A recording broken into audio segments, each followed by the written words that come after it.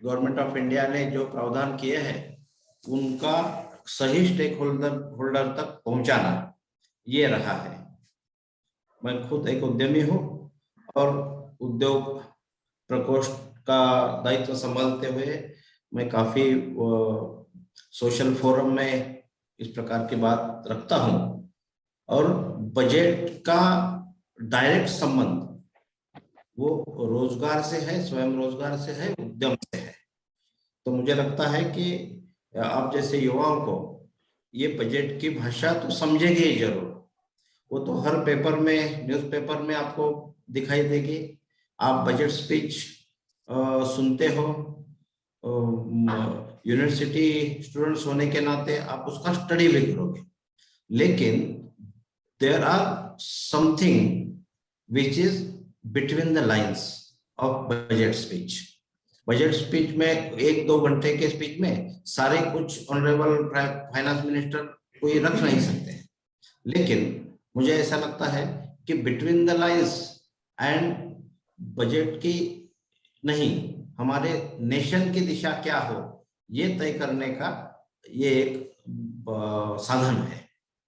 हम देखते हैं कि विश्व का नजरिया भारत की तरफ देखने का पिछले 7 सालों में बदल रहा है कि हम एक महासत्ता की ओर बढ़ रहे हैं।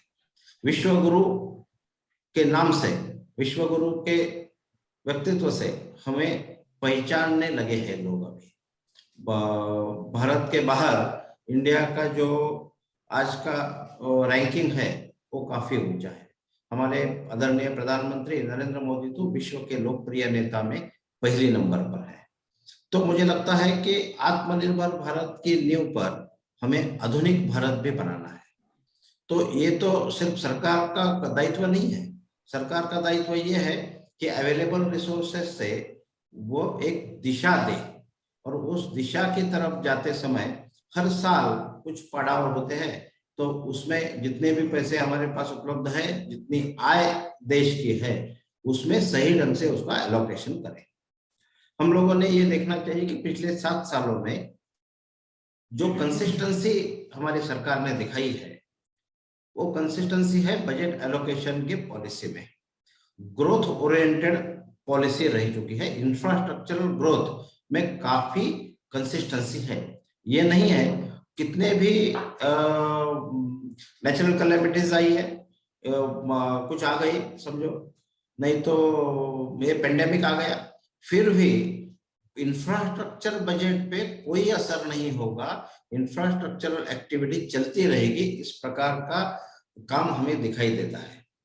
तो कुल भारत का जीडीपी, मतलब कुल भारत का जो बजट है वो 39.44 लाख करोड़ का इस समय आपको हमको दिखाई देगा। तो इतना बड़ा इकोनॉमी है। हमें $5 ट्रिलियन की इकोनॉमी तक जाना है। ये टारगेट माननीय प्रधानमंत्री ने हमारे सामने रखा है। We should act on the vision of our national leadership. ये अगर सिंक्रोनाइज होगा तो मुझे लगता है कि हम सही दिशा में आगे जाएंगे। बहुत बार आपने सुना होगा कि 135 करोड़ अगर हम लोग एक कदम आगे जाएंगे तो हमारा देश एक कदम आगे जाएगा। उसी प्रकार से हम ये कहते हैं कि नेशनल लीडरशिप के विजन में अगर हमें इस पायदान पर जाना है तो उसके लिए सबका साथ सबका विकास, जब तो प्रयास करने के लिए हमारा प्रयास करने का दायित्व हमारा है, ये हमने ठान लेना चाहिए। बजट में टेक्निकल चीजें तो आगे जो स्पीकर्स है वो सब टेक्निकल चीजें बताएंगे। मैं आपको किस दिशा में ये बजट जाता है ये बताने की कोशिश करूंगा। इतने दिन हम लोग ये देखते थे कि our total budget focus was towards GDP, और जो इकोनॉमिस्ट है वो सब यही कहते हैं कि भाई जीडीपी कितना होगा, आगे क्या होगा, इकोनॉमिक सर्वे आया है, फिस्कल डेफिसिट कितना है। ये सारा आंकड़ों का खेल तो करना ही पड़ेगा, उस पर ध्यान देना ही पड़ेगा। लेकिन main focus of this budget is the employment. तो हम लोग ये इस दिशा में जा रहे हैं, इस ओर जा रहे हैं, जीडीपी सेंट्रिक अर्थव्यवस्था टू एम्प्लॉयमेंट सेंट्रिक अर्थव्यवस्था। तो आज तक पिछले 4-5 सालों के आप घोषणाएं सुनिए, अनाउंसमेंट सुनिए। सबसे पहला है मेक इन इंडिया। हम 2015 से, जब मोदी जी प्रधानमंत्री है, तब से हम ये सुन रहे हैं कि make in India, make in India. What is this और what is the effect till now, तो ये भी हमें देखना है। उसके बाद में काफी सारे घोषणाएं हमने सुनी है, किसानों की आय दोगुनी करनी है। हमें वोकल फॉर लोकल ये नारा भी सुनाई दिया, vocal for local made for global ये सुनाई दिया। उसके साथ साथ वन डिस्ट्रिक्ट वन प्रोडक्ट ये स्कीम भी एक तरफ दिखती है। तो इस सारे घोषणाओं का अर्थ क्या है और उस घोषणाओं के लिए इस बजट में क्या क्या प्रावधान है, इस प्रकार से लिंकिंग करके हम बिल्कुल थोड़े 15 मिनट में हम आगे की बात देखेंगे। मुझे लगता है मेक इन इंडिया का हम लोगों ने अर्थ सही तरीके से समझ लेना चाहिए। What is make in India? Simple language में कहा जाए तो हमें हमारे प्रधानमंत्री जी ने कहा है कि whatever you want to make, make in India. जो भी आपको कुछ बनाना है वो इंडिया में बनाइए। कैसे? तो whatever you want to make, make in India using Indian resources. That is the extension of make in India is Aatmanirbhar Bharat. तो हम लोग आत्मनिर्भर भारत की ओर कब बढ़ेंगे? जब हम यहीं पर चीजें बनाएंगे और यहीं के ही रॉ मटेरियल से बनाएंगे। और ओनरशिप तो अल्टीमेटली आपके लिए, आपकी ही है, इंडियंस की है। तो मुझे लगता है कि आत्मनिर्भर भारत बनाने में कोई हमें रोक नहीं सकता है, लेकिन उसको आधुनिकता की जोड़ देनी जरूरी है। ये दोनों का कॉम्बिनेशन करते हुए इस बजट में काफी सारे योजनाएं दी है। सबसे पहले मेक इन इंडिया के प्रावधान से हमें पूरे बजटरी एलोकेशन से 60 लाख एम्प्लॉयमेंट की बात कही है। ये 60 लाख एम्प्लॉयमेंट आएगी कहां से? तो पहले तो इंफ्रास्ट्रक्चर डेवलपमेंट, 25,000 किलोमीटर के रोड बनाने हैं तो आफ्टर ऑल एम्प्लॉयमेंट आ गए। रोड बनेगा तो लॉजिस्टिक पार्क, 100 लॉजिस्टिक पार्क की बात कही है तो फिर एम्प्लॉयमेंट आएगी। लॉजिस्टिक पार्क बनने से लॉजिस्टिक एक्सपेंसेस रिड्यूस होगा। लॉजिस्टिक एक्सपेंस अगर रिड्यूस होगा, मल्टी मॉडल और लॉजिस्टिक पार्क हमारे बन रहे हैं 100 और टोटल इंडिया में। तो रोड बनेगा, लॉजिस्टिक पार्क बनेगा, तो लॉजिस्टिक पार्क में आपको लॉजिस्टिक कॉस्ट कम हो जाएगी मल्टी मॉडल होने के नाते। और लॉजिस्टिक पार्क में अगर कॉस्ट कम हो गई लॉजिस्टिक की, तो हमें चीजें कॉम्पिटिटिव एक स्टेट से दूसरे स्टेट में भेजने के लिए आसानी हो जाएगी। ये सारा लिंकिंग इस प्रकार से है। 100 लॉजिस्टिक पार्क में एम्प्लॉयमेंट भी मिलेगा। उसके साथ साथ हम अगर देखेंगे तो एमएसएमई में किस प्रकार से हमें यहाँ पे अपॉर्चुनिटीज दिखती है। एमएसएमई के बारे में आपको मैं बताना चाहूंगा कि उद्यमियों को, जो micro small and medium enterprise है, उसमें आपको government purchase is a major part. GDP में 30% कॉन्ट्रीब्यूशन एमएसएमई का है।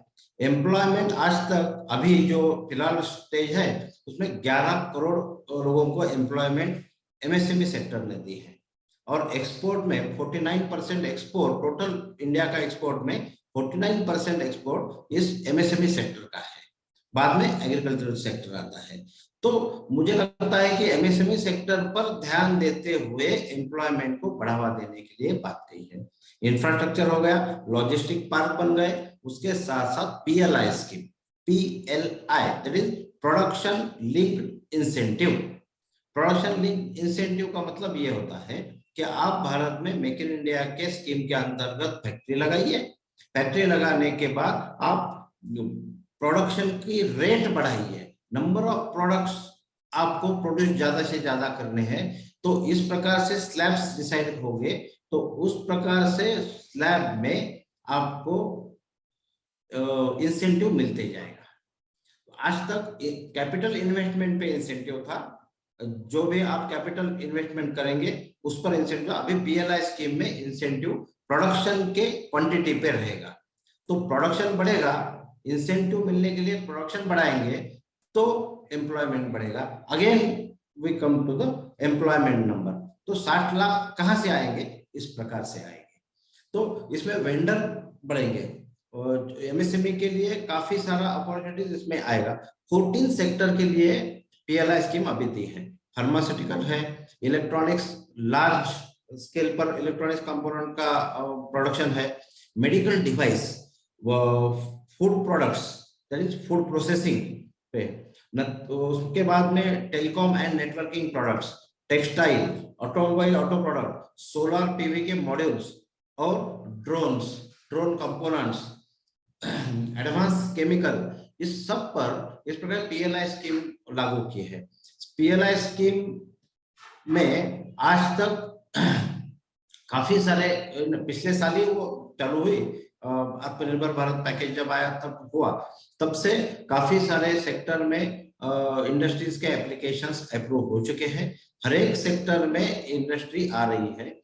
आपको बड़ी प्रसन्नता होगी, हमारे देश में सिर्फ 2 मोबाइल मैन्युफैक्चरर थे, आज 127 मोबाइल मैन्युफैक्चरर्स आर इंडिया। उसमें यह कहा गया है कि मेक इन इंडिया के साथ साथ यहाँ पर बनाइए और पूरे वर्ल्ड के लिए बनाइए। तो made for global, vocal for local, made for global, ये कंसेप्ट से ये सब बन रहा है। तो एमएसएमई सेक्टर में 3 लाख करोड़, 3.5 लाख करोड़ का पैकेज आत्मनिर्भर भारत में दिया था। 3 लाख करोड़ का, 3.5 लाख करोड़ का पैकेज दिया था। उसके बाद में 50,000 करोड़ का एडिशनल हॉस्पिटलिटी इंडस्ट्री के लिए इस बजट में दिया है। उसके साथ साथ 2 लाख करोड़ का एडिशनल पैकेज एमएसएमई के लिए अभी दिया है। इसमें स्टार्टअप के लिए काफी अच्छा स्कोप है, जो सभी युवाओं को ध्यान देके उसमें देखना चाहिए। इसमें अलग एक सेक्टर है एवीजीसी। एवीजीसी को हम लोग विस्तार में देखेंगे तो animation, visual effect, gaming and comics, that is cartoon. तो इसमें एवीजीसी में भारत का रैंकिंग 5वां है आज पूरे वर्ल्ड में। तो हमको इसमें 1 नंबर बनना है।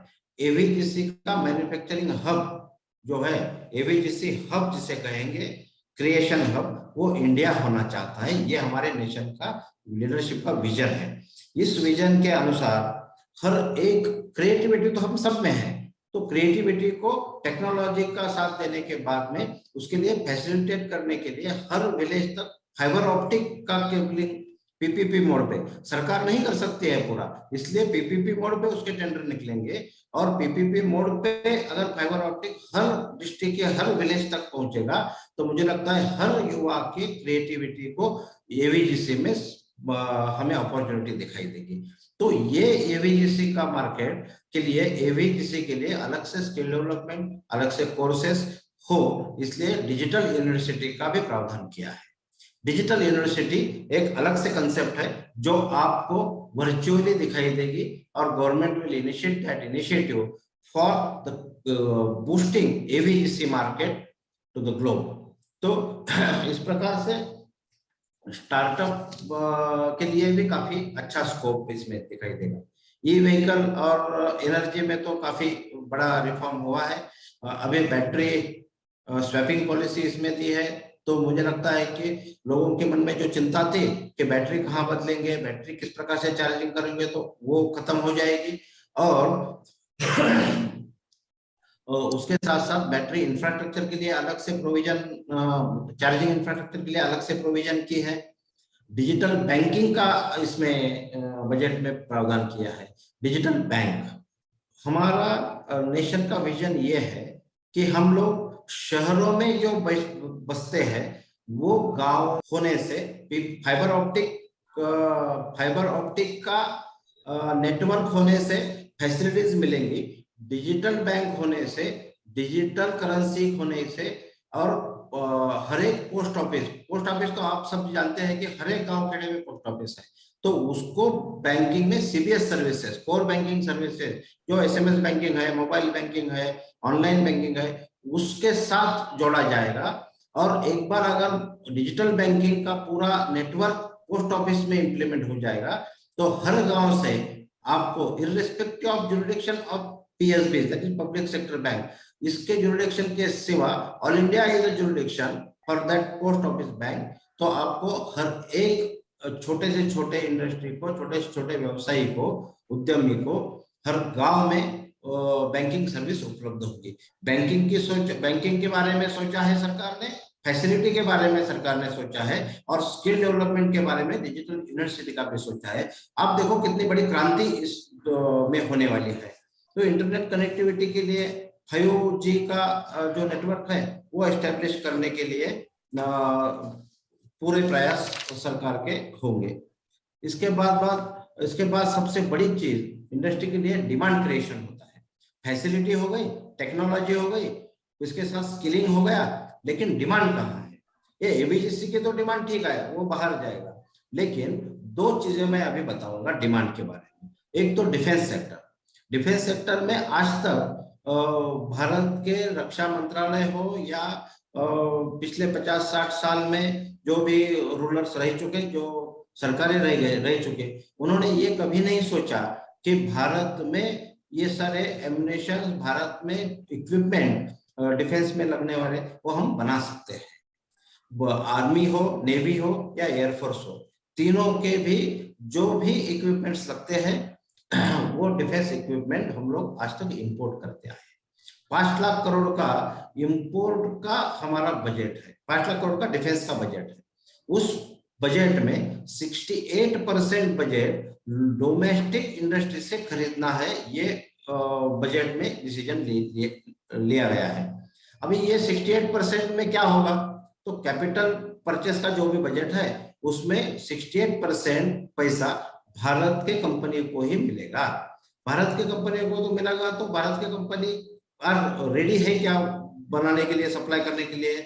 तो कुछ हद तक रेडी है, लेकिन पिछले 3 साल से डिफेंस इनोवेशन, डिफेंस इंडिजनाइजेशन में काफी अच्छा काम हो रहा है। डिफेंस इंडिजनाइजेशन में आईडेक्स नाम से एक अलग से डिपार्टमेंट खुला है मिनिस्ट्री ऑफ डिफेंस ने। हम जब आप देखेंगे तो हर मिनिस्ट्री में आर्मी, नेवी, एयरफोर्स जो सेक्शन में आपको directorate of indigenisation navy, directorate of indigenisation army और डायरेक्टरेट ऑफ इंडिजनाइजेशन एयरफोर्स, इस प्रकार से अलग से डिपार्टमेंट है, उसके वेबसाइट्स हैं। उसपे से जाकर आप देख सकते हैं कि क्या क्या फोकस इंडिजनाइजेशन के लिए अवेलेबल है, क्या क्या प्रोडक्ट्स अवेलेबल है। इन तीनों को मिलाकर एक सृजन पोर्टल नाम से एक पोर्टल बनाया गया है, सृजन पोर्टल। इस सृजन पोर्टल के माध्यम से हमें इंडिजनाइज करना है कंपोनेंट्स को, वो इंफॉर्मेशन उद्यमियों तक तो पहुंचती है। इसके साथ साथ ये 68% बजट क्यों दिया है? तो सृजन पोर्टल पे इतने सारे आइटम्स डिसाइड हो चुके हैं कि ये इंडिजनाइज करना है, इसलिए ये 68% का बजट दिया है। सिर्फ उससे काम नहीं चलेगा, इसमें इकोसिस्टम पूरी डेवलप होनी चाहिए। तो ये इकोसिस्टम डेवलप होने के लिए सरकार ने 3 साल का वक्त दिया है। इंपोर्ट एम्बार्गो जिसे कहते हैं, तो इंपोर्ट बैन जिसे कहेंगे, वो पहले तो 108 प्रोडक्ट पे लगा था, अभी 350 प्रोडक्ट पे एडिशनली दिया है डिफेंस मिनिस्ट्री ने। Honourable defence minister mister Rajnath Singh ji has declared recently before 2-3 months कि डिफेंस के 350 ये प्रोडक्ट की जो लिस्ट है वो अभी हम कभी इंपोर्ट नहीं करेंगे। वो इंपोर्ट नहीं करेंगे तो कब तक? जब तक हम यहाँ पर आत्मनिर्भर उस प्रोडक्ट में नहीं होंगे। तो नेशन का टारगेट जो है, उस टारगेट डेट तक पहुंचना ये हमारा दायित्व है, एमएसएमई का और युवाओं का, नए उद्यमियों का। तो इसलिए R&D करनी पड़ेगी, रिसर्च एंड डेवलपमेंट के लिए बजट चाहिए। तो 25% budget of total defence purchase के 25% का बजट वो R&D के लिए सिर्फ रखा है। और R&D के लिए जो बजट है वो बजट हमको उद्योग करता है, आईडेक्स के माध्यम से हम उसको यूज कर सकेंगे। उसमें जो आईडेक्स का जो ये है कि एक्सेलेंस इन डिफेंस इनोवेशन, ये जो डिपार्टमेंट है उसके माध्यम से स्टार्टअप चैलेंज चालू है। अभी 5वां राउंड चालू है स्टार्टअप चैलेंज का, उसमें भी हम लोग अच्छी तरह से पार्टिसिपेट कर सकते हैं और इस प्रकार से हम लोग इसका ये बजट का इस्तेमाल कर सकते हैं। मुझे लगता है कि ये डिमांड क्रिएशन की बात हो गई डिफेंस में, लेकिन सारा टेक्निकल है, इंजीनियर्स लोगों का है, ऐसा नहीं है।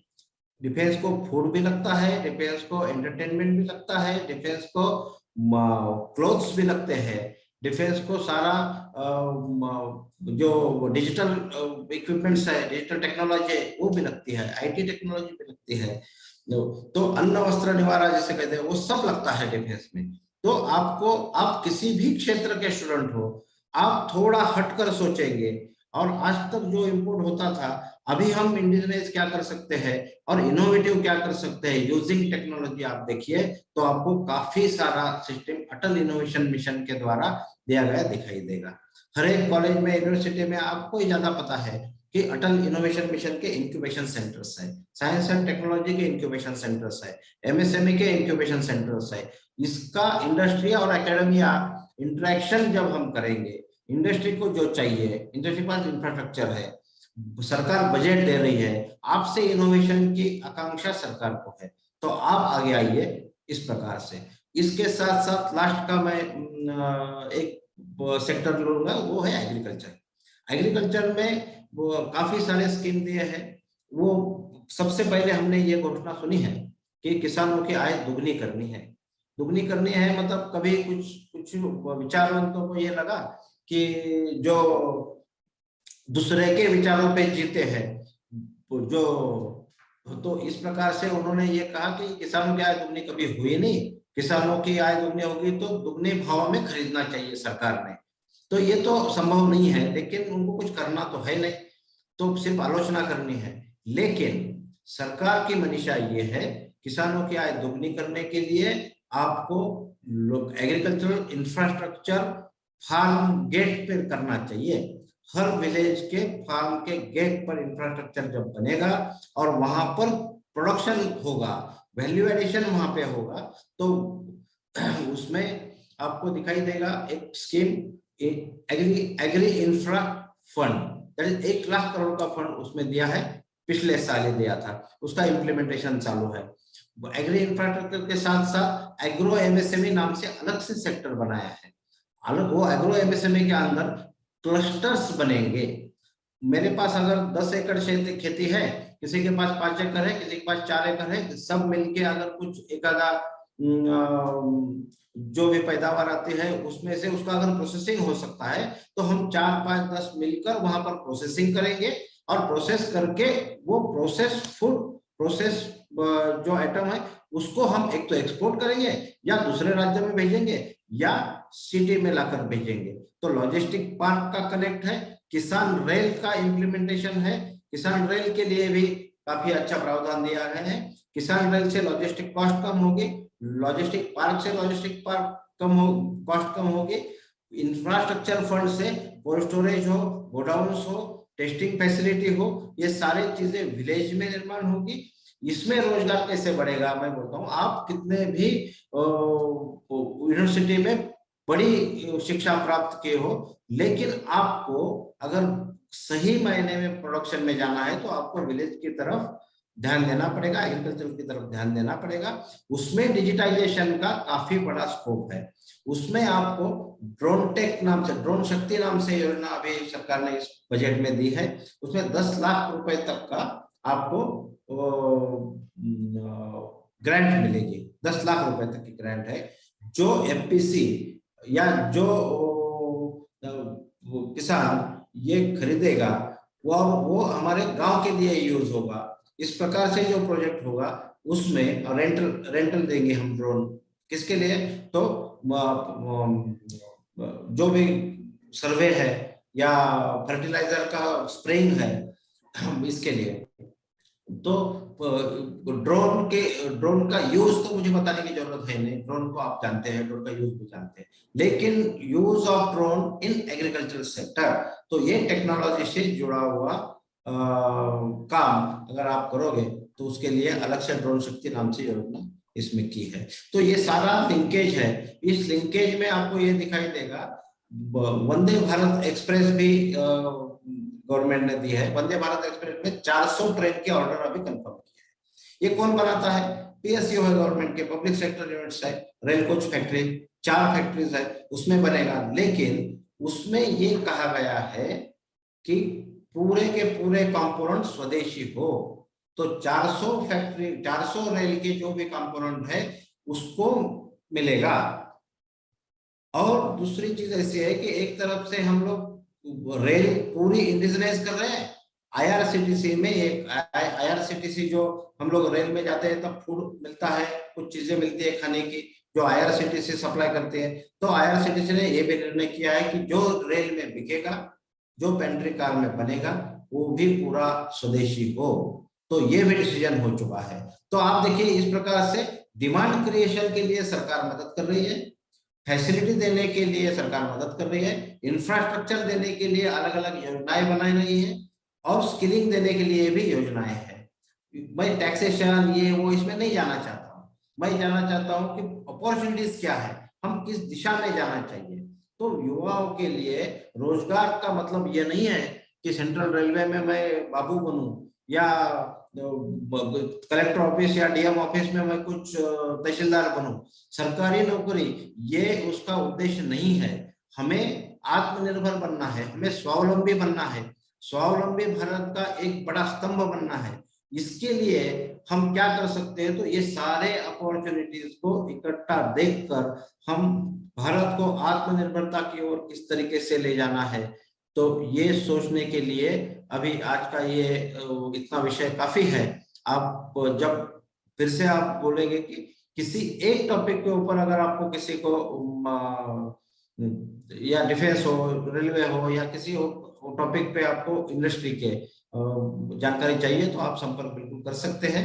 आपने मुझे यहाँ बुलाया, ये सब सुन लिया, इंडिजिनस के आपका नाम ही इंडिजिनस है फोरम का, तो इंडिजिनाइजेशन में तो आपको काफी कंट्रीब्यूट आपने करना चाहिए। और हर एक यूनिवर्सिटी स्टूडेंट को अगले भविष्य के लिए मैं शुभकामनाएं देता हूँ। और यहाँ पर मुझे बुलाने के लिए कृतज्ञता देता हूँ। धन्यवाद। Thank you, sir. Thank you so much, sir. Thank you, sir.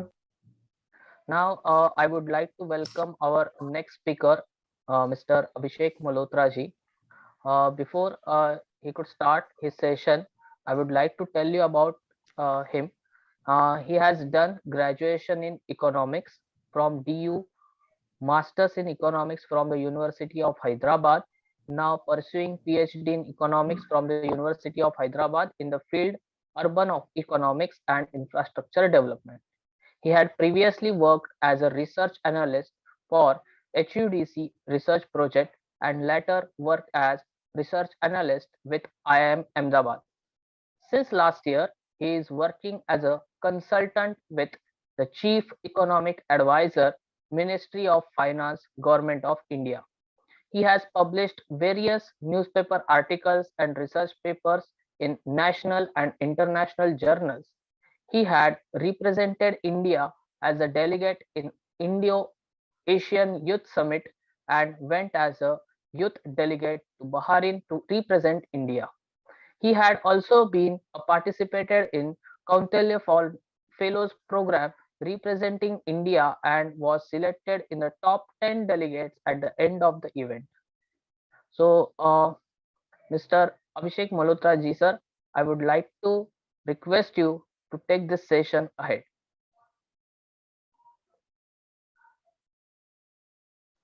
Thank you, Suyog ji, and thank you, Pranay, for inviting me here.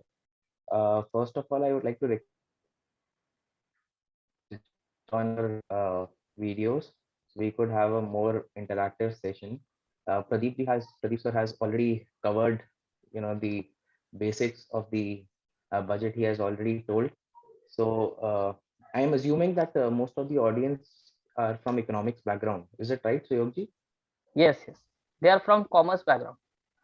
Okay. So, when we talk about the budget, it is important that we first understand the context in which the budget was presented this year.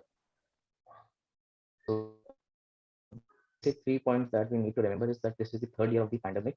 Then the nation and the government is being targeted for the rising unemployment and inflation in the country.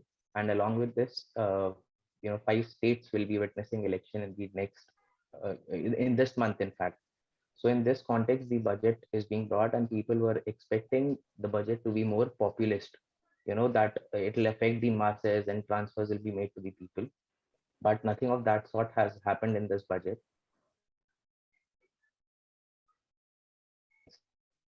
That the government has confidence in its policies. They are very much confident and they do not need to change their policies every year. Second, they have a very clear vision. The Amrit Kal that they have mentioned, that will be going on for the next 25 years, and they have their policies in place for those 25 years. So this indicates that the government is very much confident and they know what they are doing, which is a very important thing, because when you lay out expenditure saying that this project will give this much amount for the next 5 years, it certainly. And as the FM in her speech had mentioned that when they are doing this public expenditure, they are doing it with an attempt to crowd in the private investment, which is very much required at this time. So, this is the context I just wanted to give when we talk about the budget. Second is that, since I am assuming that most of you have studied some basic economics at some point, so you must be knowing of classical and Keynesian school. So when, in 1930s, we were going through depression, Keynes had advocated that we need to increase government expenditure to bring the economy out of a slowdown or a recession. So in this budget as well, we were expecting that the government increases its expenditure in order to bring out the economy from, the slowdown that we are going on. Now, the government has indeed increased the expenditure. We have seen that last budget was of 34 lakh crores, and this time they have increased the budget further to 39 lakh crores. But it is important to understand that what kind of expenditure does the government make. So, one kind of expenditure is, when you are giving a fiscal stimulus, you give cash transfers to the people. Now, if I give you 5,000 or 10,000 rupees, you will obviously go out, do some shopping or something. You'll spend the money somewhere, which will generate demand in the economy, and then the economy can start. The virtuous cycle can start. But the second kind is where, as Pradeep sir was saying, where you plan to create jobs, what the government has actually done.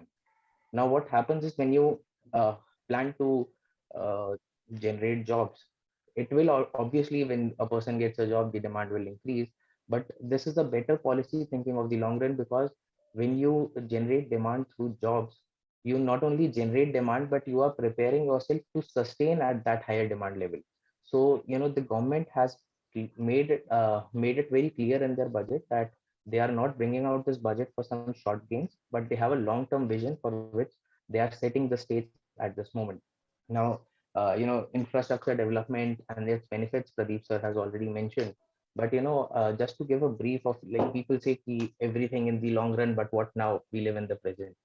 So, infrastructure development also, when we talk about infrastructure development, when a project is sanctioned, there are jobs that are created not only in the long run, but also in the short run. When you start a project, you need laborers, engineers, managers, supervisors, and then small businesses pop up nearby, entrepreneurship start. And suppose you're building a railway station, you require all these people, and once that railway station is prepared, you need hundreds of people to manage that railway station. And then there are all kinds of jobs that start due to the railway station. So it is an effect that we can see not only in the short run, but also in the long term. And if you have heard of Milton Friedman, you must be knowing that Milton Friedman has said that a person increases his consumption when their uh, average permanent income increases. So when you generate jobs and try to increase the demand, increase the demand in the economy, you have to increase their permanent income. That is when the demand actually rises and it sustains. So that is what we have majorly seen in the budget this year. This was on the infrastructure aspect, and infrastructure not only generates jobs or create demands, but you have to understand in a holistic picture, because what we have seen is, like, we were doing some analysis last month. So the major problems that we are witnessing in the economy is because we are facing severe supply chain issues in the economy. Our logistics has suffered, and that is why the costs are increasing in the economy. Inflation is going up. So when you develop infrastructure, you are uh, solving all these issues. With better infrastructure, your supply chain issues are solved. Now, the PM Gati Shakti scheme that was announced, it's not like we'll be developing roads, railways in separation. They are all being interlinked so that when you get down of a railway station, you have a expressway next to it. You don't have to travel, or you don't have to take other means. When metros are being constructed, or when expressways are being made, you don't like, suppose I'll tell this to you by example. Suppose we have we see Delhi right now. So Delhi, we have a lot of development has already happened, but there are a lot of places nearby, not just Gurgaon or Noida, but say for example Meerut. Now Meerut is very close to Delhi, but the transportation is not very comfortable. So when you develop a Delhi Meerut expressway, that expressway will not just help you in it is not just a means of connectivity, and it does not just help you in commuting, but that entire corridor develops, and Meerut develops as a city. So it is more about developing cities. And as the FM has said in a speech that in the next 20 years, we expect 50% of our people to be living in urban areas. So when you want 50% of your population to live in urban areas, you need to develop more urban cities. You cannot rely on the already existing cities. So that is why when I initially gave the context, it is because the government is preparing for long term, and we need to understand the budget in this context. We cannot always be thinking about the short run. And another major reason, I'll tell you why this fiscal stimulus thing I was saying, I forgot initially, but why I was saying about what kind of expenditure you make is because most of us have seen the 2008 financial crisis that had happened. Same kind of recession happened. Same kind of recession happened. So what the government did at that time was give out the money, you spend the money. When you do not tackle the supply side, to manage to counter the demand side, when demand increases without taking care of the supply, as we all expect with basic economics, the prices will start moving upwards. So what we had witnessed back then in 2008 was that the inflation went into double digits. Now it is still around 5.9. The CPI is around 5.9, which is 6% we expect inflation to be normal. So yes, last month I think the inflation rate was 5.8 or 5.9. But in 2008, what had happened when we did not take supply side measures was that the inflation has gone to double digits. Now, when demand continuously keeps rising and you do not have supply to support it, we witness that imports started increases, because the market will support you. If they are not preparing the goods inside, they will import from outside. That is what happened that time. So when to counter these demand, you bring in the imports, then what happens is your forex reserves start decreasing. So it might help you in the short run, but in the long term, your economy suffers very, very badly.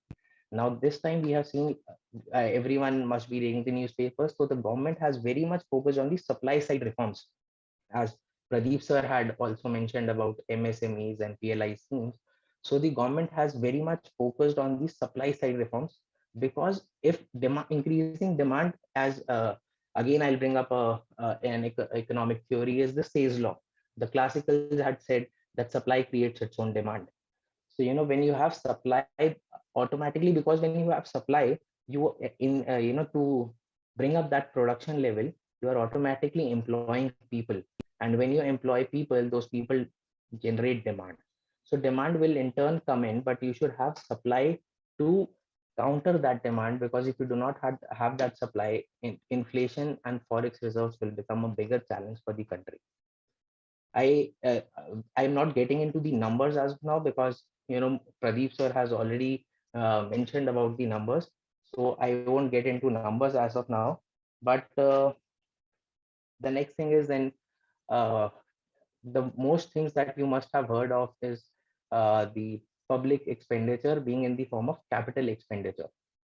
Now the government makes two types of expenditures. One is the revenue expenditure, one is the capital expenditure. The revenue expenditure is mostly the day-to-day recurring kind of expenditure that is in the form of the salaries and the day-to-day works that are going on. And the capital expenditure is in the forms of what we are seeing in infrastructure development. Now, why that capital expenditure is being stressed on by this government is because various studies have indicated that capital expenditure has a multiplier of around 2.5 in the short run and 4.8 in the long run. Now, what this multiplier means is that suppose the government pushes in 100 rupees in the economy, In the short run, that will become 250, and in the long run, that money will become 480. That is what capital expenditure means. And revenue expenditure has a multiplier of only 0.921. So if you have 100, it cannot generate more than 100. So that is why the government has been stressing so much on capital expenditure. If you would see, from 2019 to 2020, in that gap, we had witnessed a growth. From last 2 consecutive years, we have seen a growth of 35% every year in capital expenditure. So that is how the government has relied on capital expenditure to push the growth, because you have to generate more and more from what you are spending. You cannot just wait for the government to keep spending, because in the end you need private investment to come in, for which you need policies that the private sector can believe in. You can go and read, many papers are available on policy uncertainty and growth. This is a very interesting concept, and if you must have gone through the economic survey of last year, it had a chapter on policy uncertainty in it, where it mentions that your policies should be certain, the economy should believe in your policies, the citizens, the private companies, the investors, they should believe in your policies, and that is when the money will start growing in the economy. And what we have seen in the last 2-3 years is that the budgets are going in continuation with each other. So when the budgets go in continuation, people start believing in your policies, and when people start believing in your policies, that is when the investment starts coming in. Now, to prove this, you must have seen the forex reserves data. We are at all-time high at this point. We have our import cover is very high. We have a very solid import cover with us, and our economy can sustain with that forex reserves for a very, very long time. I had got one question about repo rates. What I would like to link with this is, someone had asked what are repo rates and how that will impact the economy. So while I'm talking about the fiscal side right now, the repo rates talk about the monetary aspect of the economy, and that is what the RBI is in charge of. So the government has nothing to do with the repo rates and reverse repo rates. That is the decision of the RBI.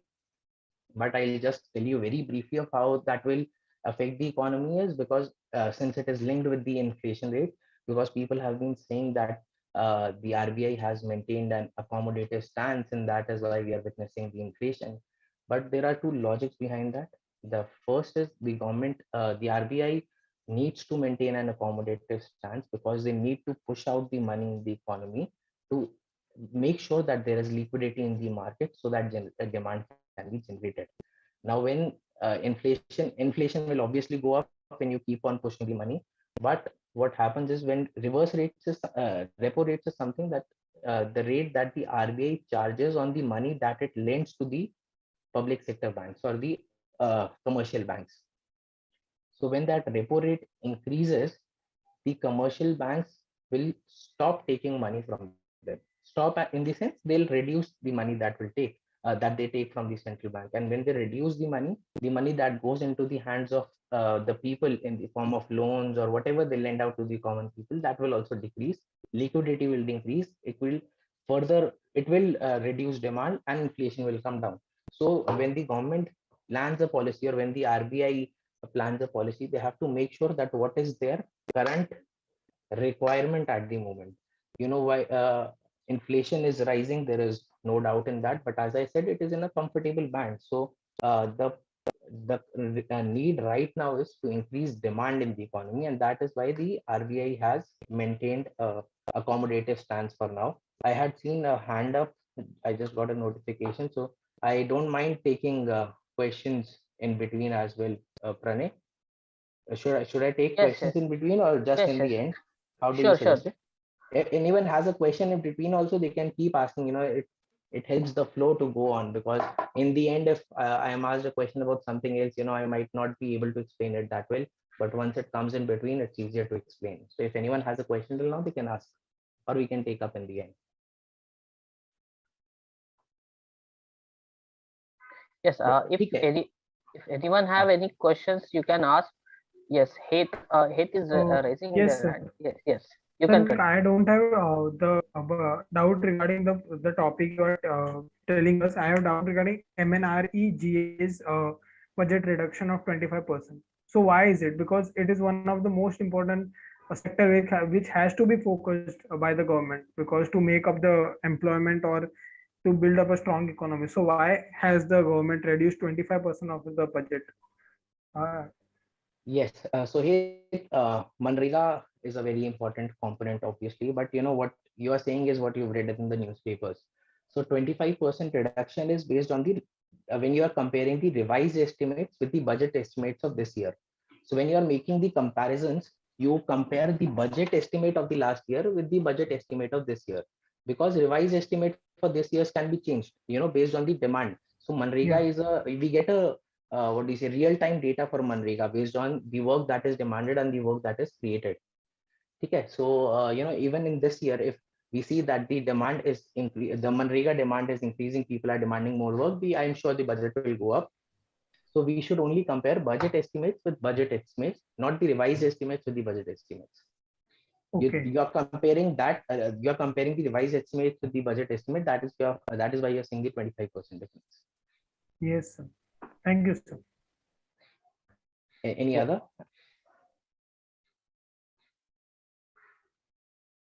You Okay, can so use. Yes, sir. You can continue, sir. okay, so moving on, since I have spoken about the infrastructure part already, the second is the MSME. Now, since even Pradeep sir is expert in MSME sectors, but you know the PLI scheme that sir was talking about is very much important, because you are talking about increasing production. And as I had mentioned about the supply side, so PLI scheme is one of the major reforms that the government has taken in the supply side, because MSMEs are,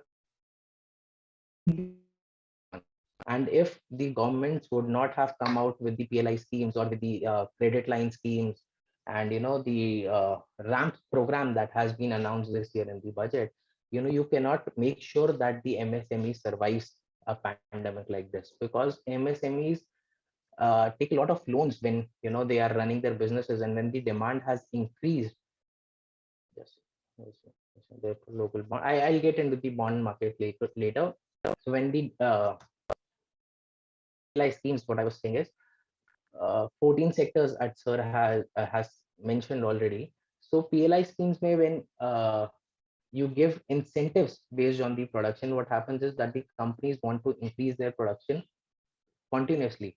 What helps them is, because they're getting easier credit from the government, they do not mind taking up more capital. When more capital is brought in, it makes them more efficient, because they hire more people and they expand their production.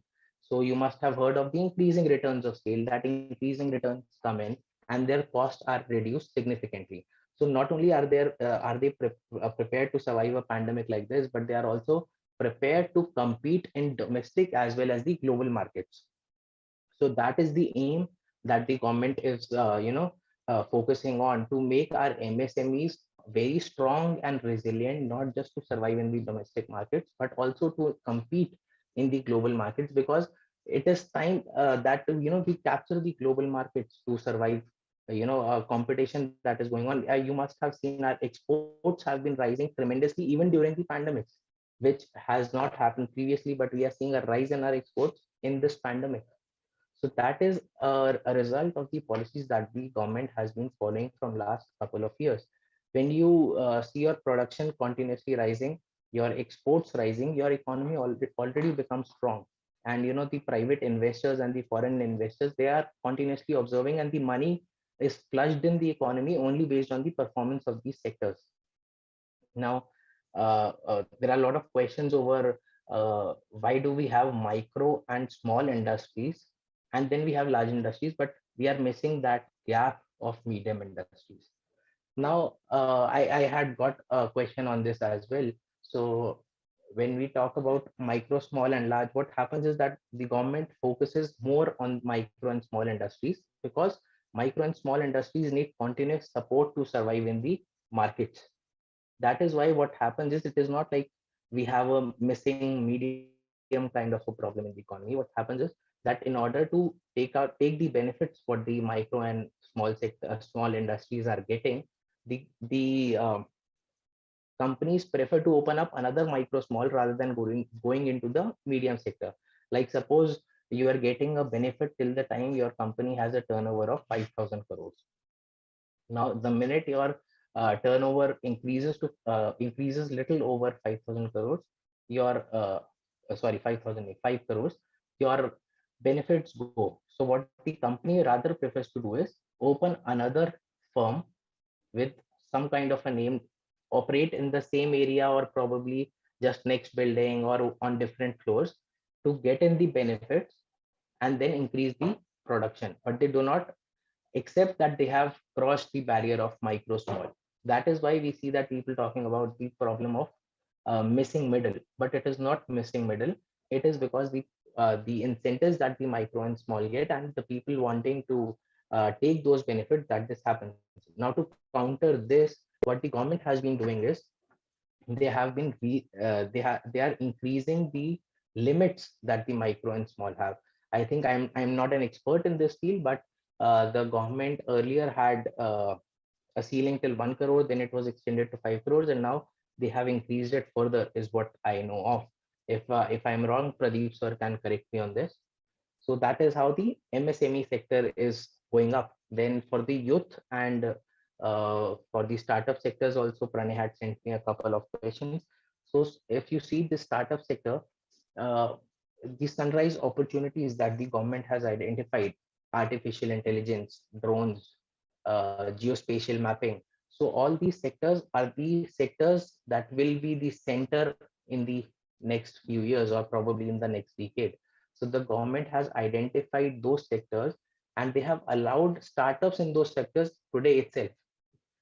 So we are preparing our companies today to fight the battle tomorrow. That is the vision that the government has as of now.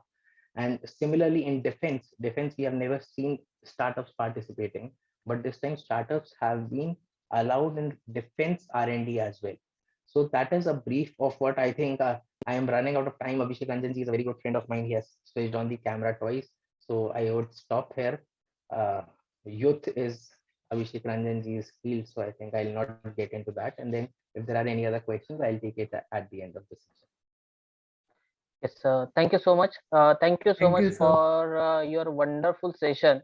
And we have some more questions. We will like to get back to you after Abhishek Ranjan sir will get over. Sure.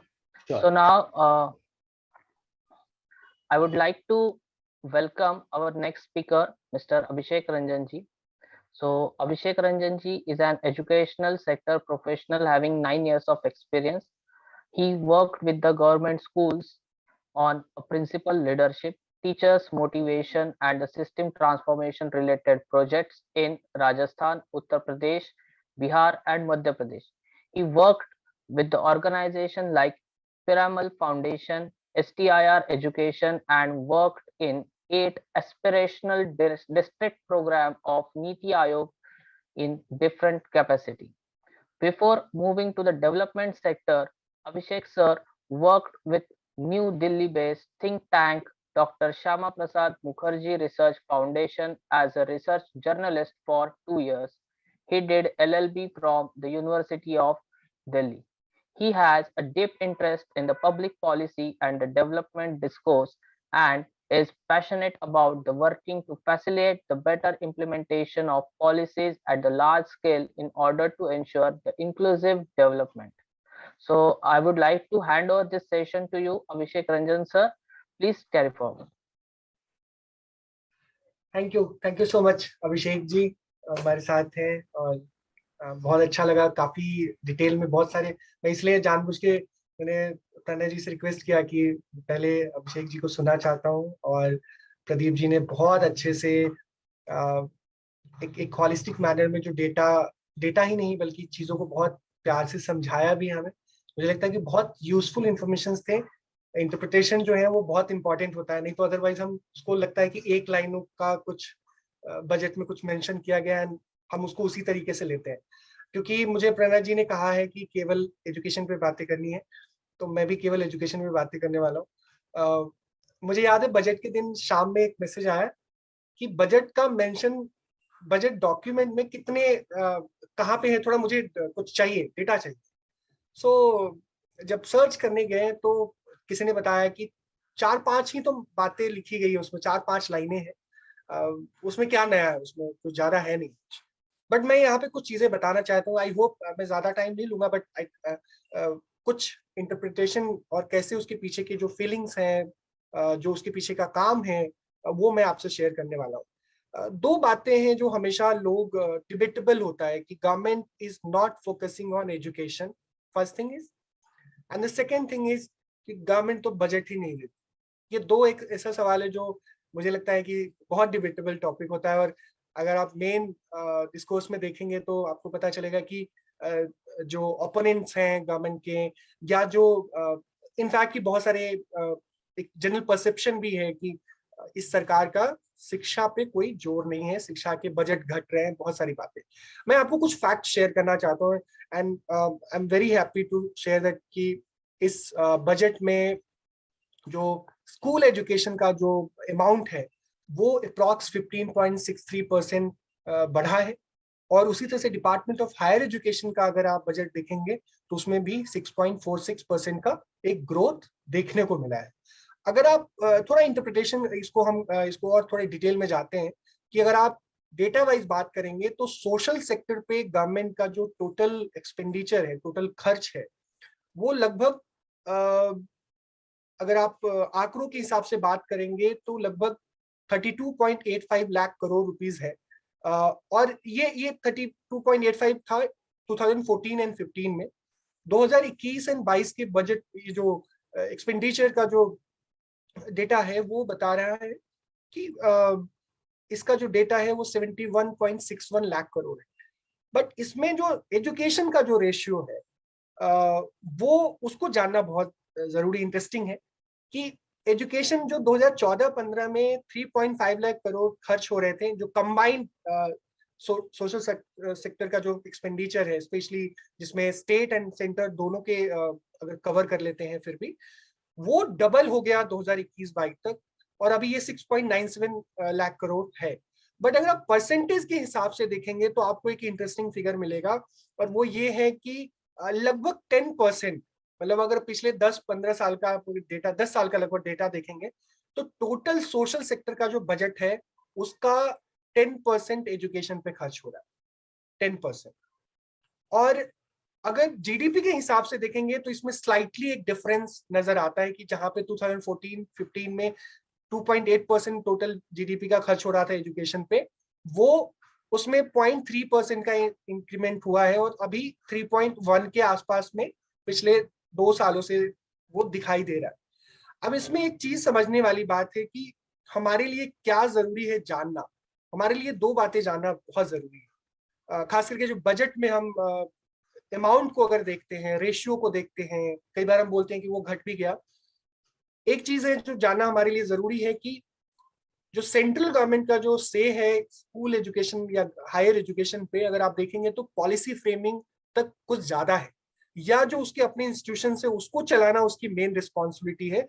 अगर by and large अगर total data देखेंगे तो आपको पता चलेगा कि majority of schools and higher education institutions are under state government. वो state government उसको चलाती है, और सेंट्रल गवर्नमेंट का एक रेगुलेटरी, जो फॉर एग्जांपल टेक्निकल इंस्टीट्यूशन है तो एआईसीटी, जो बाकी नॉर्मल इंस्टीट्यूशन है उसके लिए यूजीसी, इस तरह का रेगुलेटरी बॉडीज हैं जो उसको रन करती है, उसके ऊपर काफी खर्च होती है। स्कूल एजुकेशन की बात करेंगे तो अगर आप स्कूल एजुकेशन के बजट को अगर आप बहुत माइन्यूटली ऑब्जर्व करेंगे तो you will find a very interesting thing कि अप्रॉक्स 20% जो बजट का जो कॉस्ट है वो मिड डे मील स्कीम पे खर्च होता है। और आपको पता है कि मिड डे मील की जरूरत और उसके पीछे की जो थॉट प्रोसेस है वो एक डिफरेंट है। जो लोग रूरल एंड ट्राइबल एरियाज में काम करते हैं वो उसकी नीड को समझते हैं कि उस पर क्यों सरकार इतना पैसा पंप करती है, क्यों इतना पैसा खर्च करती है। उसके अलावा जो सबसे ज्यादा खर्च जो होता है सरकार का, जो हमें समझने की जरूरत है, वो है हमारा जो स्कीम्स लाइक पहले सर्व शिक्षा अभियान था, उसके साथ रमसा था, टीचर्स ट्रेनिंग था, अभी सबको मर्ज कर दिया है गवर्नमेंट ने, उसका समग्र शिक्षा अभियान हो गया है। उस पे सरकार का एक बड़ा अमाउंट खर्च होता है। और समग्र शिक्षा के थ्रू अगर आप में से कोई इंटरेस्टेड हो तो आप देखिए कि जब पहले स्टेट गवर्नमेंट का ज्यादा ऑनरशिप था, खास करके सर्व शिक्षा अभियान आने से पहले, इंडिया के एजुकेशन सिस्टम की कैसी हालत थी, कितने बच्चे आउट ऑफ स्कूल थे। और we should really thanks to Atal ji कि वो एक बड़ा अभियान शुरू हुआ कि गांव-गांव में स्कूल खुलने शुरू हो गए, लेकिन उसमें बहुत ज्यादा ब्यूरोक्रेसी, बहुत ज्यादा एडमिनिस्ट्रेटिव रिफॉर्म की जरूरत है, इसलिए समग्र शिक्षा आ गया और इसलिए आज उस पर काफी खर्च हो रही है, उसमें बहुत बड़ा एक रेशियो सेंट्रल गवर्नमेंट का जाता है। अदर देन दैट, जो टीचर्स एजुकेशन है, देश भर में डाइट बने हुए, institute of education and training, वहां पे टीचर्स एजुकेशन में गवर्नमेंट खर्च करती है। तो अब एक सवाल आता है कि बजट का जो रेशियो है, कई बार होता है कि इसका ज्यादा है कम है, ये जो रेशियो जो बढ़ रहे हैं कहाँ खर्च हो रहे हैं। तो आपको एक इंटरेस्टिंग फिगर्स में बताना चाहता हूँ कि देश में पहली बार, जो लोग किसी गवर्नमेंट स्कूल से पढ़े, आप किसी टीचर से बात करिए कि 3 साल पहले उनके स्कूल को कितना कंटीजेंसी फंड मिलता था। सो दे विल से हार्डली से कि 10 से 15,000, उससे ज्यादा तो नहीं ही मिलता था।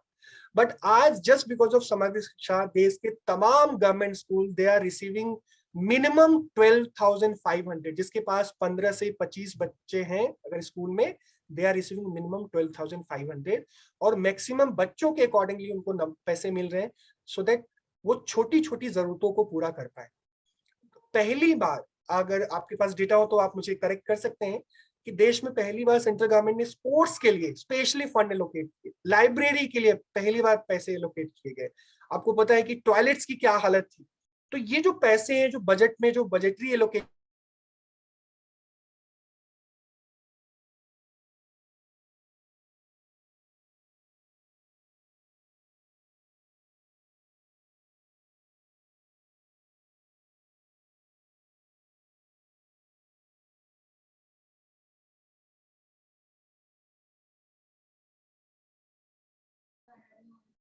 I think sir has lost his connectivity.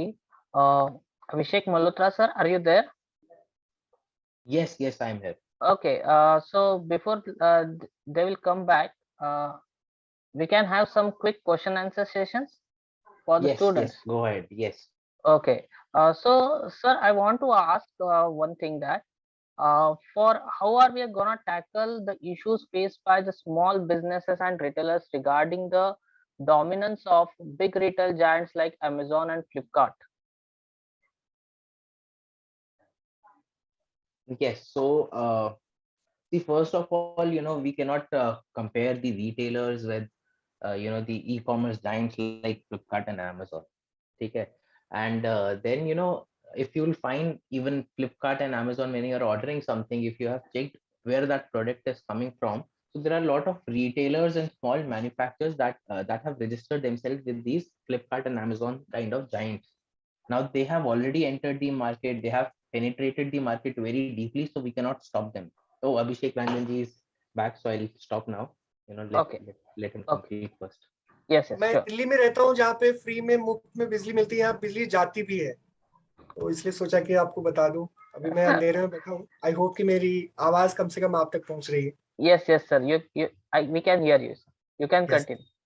Yes, so इस बजट में जो भी एलोकेशन में बढ़ोतरी हुई है, I think we will see the positive impact, और इसको बहुत ज्यादा अगर इससे रिलेटेड कुछ सवाल होंगे तो हम आगे ले सकते हैं।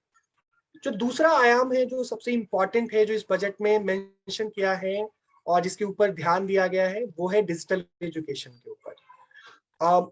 वी ऑल नो कि ड्यू टू कोविड सिचुएशन हम बच्चों का 2 साल से एजुकेशन एक तरह से they are disconnected, specially I am talking about the rural and tribal areas, जो जहाँ के बच्चे they are not having access.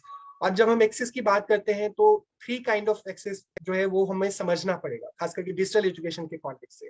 First चीज कि एक बच्चे के पास कोई डिजिटल डिवाइस नहीं है, ये एक ऐसी कैटेगरी है जिसके पास डिवाइस नहीं है। दूसरी कैटेगरी जिसके पास डिवाइस तो है बट वहां पे उसके पास इंटरनेट के लिए पैसे नहीं है, क्योंकि आपको पता है इंडिया सबसे चीपेस्ट डेटा प्रोवाइड करता है, बट फिर भी हम सबके लिए एफोर्डेबल नहीं है कि कोई 7 कम से कम 5 से 6 घंटे का क्लासेस एक तरह से ऑनलाइन वीडियो फॉर्म में हम ले पाए। जो तीसरा है प्रॉब्लम कि नेटवर्क भी है, डिजिटल डिवाइस भी है, इंटरनेट की फैसिलिटी भी है, डिजिटल डिवाइस भी है, बट वहाँ नेटवर्क ही नहीं। आपको पता है कि इंडिया में अभी भी बहुत सारा हिस्सा है दोज आर डिस्कनेक्टेड। आप चले जाएंगे, मैंने ऐसे डिस्ट्रिक्ट में काम किया है जहाँ पे अगर आप निकल गए शहर से दूर तो आपको नेटवर्क नहीं मिलेगा, और नेटवर्क का मतलब है कि वहां पे मोबाइल भी नहीं और इंटरनेट भी नहीं। अब ऐसे इलाकों के बच्चे जाए तो कहाँ जाए? दूसरा नंबर एक जो बहुत इंपॉर्टेंट एस्पेक्ट है जो हमें समझने की जरूरत है डिजिटल एजुकेशन के ऊपर, वो है कि इंडिया में चाहे वो फ्लड हो या फिर समर का टाइम हो या विंटर का टाइम हो या वायलेंस अफेक्टेड एरियाज हो या ढेर सारे स्ट्राइक चलते रहते हैं, हमारे बच्चों का एजुकेशन हमेशा हैम्पर होता ही होता है। लेकिन हमारे पास कोई देश में आज तक बहुत ज्यादा फोकस्ड वे में ये सोचा नहीं गया कि हम उन बच्चों के बारे में क्या कैसे काम करें जो डिजिटली डिस्कनेक्टेड है। अब आप सोच रहे होंगे कि क्या बजट के साथ इसका क्या रिलेशन है और ये डिजिटल एजुकेशन की बातें क्या अभी कोरोना के टाइम में शुरू हुई है? तो नहीं शुरू हुई है। यहाँ पे एक बातें शेयर करके फिर मैं आगे बढ़ूंगा कि ऑपरेशन डिजिटल बोर्ड गवर्नमेंट ने शुरुआत की, इसी गवर्नमेंट ने स्टार्ट की। 10,000 करोड़ रुपए उस पर खर्च किए जा रहे हैं और देश के लगभग 1 मिलियन गवर्नमेंट स्कूलों में ब्लैक बोर्ड को हटाकर डिजिटल बोर्ड लगाने की तैयारी चल रही है, उस पर काम भी हो रहा है बैकग्राउंड में। लेकिन जब आप कोविड के टाइम में डिजिटल एजुकेशन की नीड को अगर आप समझेंगे कि कैसे काम करिए, और सरकार ने कहा कि डिजिटल एजुकेशन के लिए हम डिजिटल यूनिवर्सिटी भी बनाने वाले हैं। ये कौन होंगे यूनिवर्सिटी, किस लिए जरूरत है? अगेन ये बहुत बड़ा सवाल है और इस पर बहुत ज्यादा हम बात करेंगे तो बहुत टाइम लग सकता है। बट 3 फैक्ट मैं आपसे शेयर करना चाहता हूँ। पहला नंबर है कि आज के दिन में डिजिटल यूनिवर्सिटी बनाने की जरूरत इसलिए भी है क्योंकि कोई भी रैंडम पर्सन अपने को यूट्यूबर बताकर, अपने को एजुकेटर बताकर वो कुछ भी कंटेंट यूट्यूब पे डाल रहा है एंड हमारे बच्चे उसको फॉलो कर रहे हैं। कोई उसको देखने वाला नहीं है, कोई लीगल फ्रेमवर्क नहीं है कि वो कंटेंट वैलिड है, सही है, बच्चों के साइकोलॉजिकल पेडागोजिकल एस्पेक्ट को कैटर करता है कि नहीं करता है। इसलिए लास्ट बजट में जो NIRF रैंकिंग है उसके टॉप 100 जो यूनिवर्सिटीज है उसको ऑनलाइन एजुकेशन प्रोवाइड करने के लिए कहा गया कि आप तैयारी कर सकते हैं। आपको पता है स्वयं पोर्टल आज वहां पे सैकड़ों कोर्सेज जो है मौजूद है जिसको लोग उसका फायदा उठा सकते हैं, बट स्टिल वो एक मेन स्ट्रीमिंग नहीं हो पा रहा है। हम एक दूर दराज के इलाकों में रह के मेरा मन है कि मैं ऑक्सफोर्ड से कोई डिग्री लूं, मैं ले सकता हूं ऑनलाइन, बट इंडियन यूनिवर्सिटीज आज जस्ट बिकॉज ऑफ स्वयं आए हैं प्लेटफॉर्म पे, बट कोई अभी भी एक बहुत डेडिकेटेड काम नहीं हो रहा है। सो डिजिटल यूनिवर्सिटी जो बनाने का जो एक ये इनिशिएटिव लिया गया है उसका जो मॉडल है वो मॉडल बहुत जबरदस्त होने वाला है। जबरदस्त इस सेंस में होने वाला है क्योंकि ये मॉडल एक इंश्योर करेगा, इसको network hub and spoke model बोलते हैं, आप इसके बारे में पढ़िएगा। इसमें ज्यादातर क्या होगा कि जितने भी एक जो बेस्ट एक्सेसिबल जो कंटेंट्स हैं, जो बेस्ट एक्सेसिबल जो क्वालिटी मटेरियल्स होंगे, वो सबको एक कहीं ना कहीं लिंक किया जाएगा। और ये डिजिटल यूनिवर्सिटी ये इंश्योर कर रही होगी कि जैसे हमारे नॉर्मल कॉलेज में या जो हमारी यूनिवर्सिटीज में कुछ भी पढ़ाई जाती है उसका कुछ ना कुछ एक कोई ना कोई अप्रूवल बॉडी होती है जो उसको डिसाइड करती है कि क्या पढ़ाना है, उसको कैसे पढ़ाते हैं वो आज भी चैलेंज है। बट ये डिजिटल यूनिवर्सिटी एक इंश्योर कर रही होगी कि क्या पढ़ाना है वो भी सही हो और जो पढ़ाया जा रहा है, जो बच्चों तक पहुंचाया जा रहा है वो भी एक अप टू दी मार्क हो। क्योंकि रिसेंटली अभी गवर्नमेंट ने एक रेगुलेशन शेयर किया कि ऑनलाइन कंटेंट्स के नाम पर किस तरह से मिसगाइड किया जा रहा है, किस तरह से काम हो रही है। सो डिजिटल यूनिवर्सिटी की बहुत ज्यादा जरूरत है और इस तरह के फैसले लेने मुझे लगता है कि इसके बहुत ही दूरगामी परिणाम होंगे। दूसरा जो एक डिटेल जो मैं आपको थोड़ा बताना चाहता हूँ कि डिजिटल एजुकेशन के ऊपर सरकार ने एक और इस बजट में अनाउंस किया है कि 1 क्लास 1 टीवी चैनल, इस प्रोग्राम को जो पहले बहुत लिमिटेड दर्जन भर के आसपास में चल रहे थे अब इसको 200 चैनल करने की बातें हैं। इसके भी एक बहुत बड़ा इम्पैक्ट होने वाला है। I think we all should थोड़ा सा डीप स्टडी करना चाहिए कि PM ई विद्या जो एक प्रोग्राम पेंडेमिक के टाइम में शुरू हुआ, दुनिया भर के देश जहां स्ट्रगल कर रहे थे उनके पास पूरा डिजिटल इंफ्रास्ट्रक्चर था। अमेरिका, चाइना जैसे बड़े बड़े देश जो अपने को कहते हैं कि उनके पास सारा चीज है, वो वहां के रूरल एरिया में, वहां के दूर दराज के एरिया में बहुत प्रॉब्लम चल रही थी। इनफैक्ट कि कई गवर्नमेंट ने खास करके फ्रांस जैसे फ्रांस में और कई सारे देशों में तो उनको टैबलेट प्रोवाइड करवाना पड़ा, लैपटॉप देने पड़े बच्चों को क्योंकि वहां पे डिमांड ऐसे होने लगे जो गरीब बच्चे थे, क्योंकि उन देशों में भी गरीब रहते हैं, ऐसा लगता है कि हमें इंडिया में गरीब रहते हैं। तो वहां पे भी बहुत चैलेंजेस आ रहे थे, बट भारत ने कुछ तैयारी की। मैं ये नहीं बोलता कि इसका इम्पैक्ट सभी 100% बच्चों तक गया, नहीं गया, आज भी बहुत सारे बच्चे हैं जो डिप्राइव्ड है, बट कुछ कोशिशें हुई जिसको हमें अप्रिशिएट करनी चाहिए, हमें जानना चाहिए। PM ई विद्या उस समय शुरू हुआ जब कोरोना अपने पीक पे था, है ना, 17 मई 2020 को शुरू हुआ। और इस अभियान ने खास करके देश में जो डिजिटल कंटेंट बनाने की तरफ जो फोकस किया, उसका एक बहुत ही मेजर इम्पैक्ट आपको देखने को मिल सकता है। मैं यहाँ पे 3 जस्ट एक डेटा शेयर करना चाहता हूँ कि एक स्वयं प्रभा टीवी चैनल है। क्यों one class one TV channel का जो एक जो बैकग्राउंड है उससे रिलेटेबल है। इस टीवी चैनल पे क्लास 1 to 12 तक के बच्चों के लिए कंटेंट दिए जाते हैं। अगर आप इसको यूट्यूब और जियो चैनल के जो हिट्स को देखेंगे, व्यूअरशिप को देखेंगे, तो इसका जो हिट है लगभग 74 मिलियन डेटा है। 74 मिलियन लोगों ने उसको अवेल किया है या उसको देखा है। हो सकता है कि उस 74 में से 50% भी आप रिमूव कर दीजिए, तो उतने सारे लोगों ने जरूर उसका कुछ ना कुछ फायदा उठाया। बहुत सारे पॉडकास्ट शुरू हुए, खास करके सीबीएसई ने शिक्षा वाणी करके प्रोग्राम शुरू किए। ऑलमोस्ट 100+ ऑल इंडिया रेडियोस के स्टेशन डेडिकेटेड वो चीजें लोगों तक ले जा रहे हैं। ये सारा कुछ संभव हो पाया क्योंकि एक बहुत फोकस्ड अप्रोच के साथ काम शुरू हुआ। एक और जो खास करके स्कूल एजुकेशन के लिए, अगर आप आज गांव के किसी भी टीचर्स के पास जाएंगे तो they will share one thing कि दीक्षा पोर्टल, दीक्षा ऐप उनके लाइफ को कितना आसान बना रही है। आप किसी भी गवर्नमेंट स्कूल के टीचर से पूछ सकते हैं। हो सकता है कि बहुत रेयरली कोई बोलेगा कि हमें नहीं पता। आपको हर गवर्नमेंट स्कूल देश का टीचर जो है वो आपको बताएगा दीक्षा ऐप का कैसे वो यूज कर रहा है। So one nation one digital platform, इस दिशा में एक जबरदस्त काम चल रहा है। और आई थिंक ये जो अनाउंसमेंट हुआ है उसका भी बहुत बड़ा असर होगा। दीक्षा का बस एक छोटा सा डेटा मैं शेयर करना चाहता हूँ कि आज दीक्षा के ऊपर तकरीबन 5 करोड़ एवरेज डेली हिट होते हैं। 5 करोड़ लोग दीक्षा पोर्टल पे विजिट करते हैं।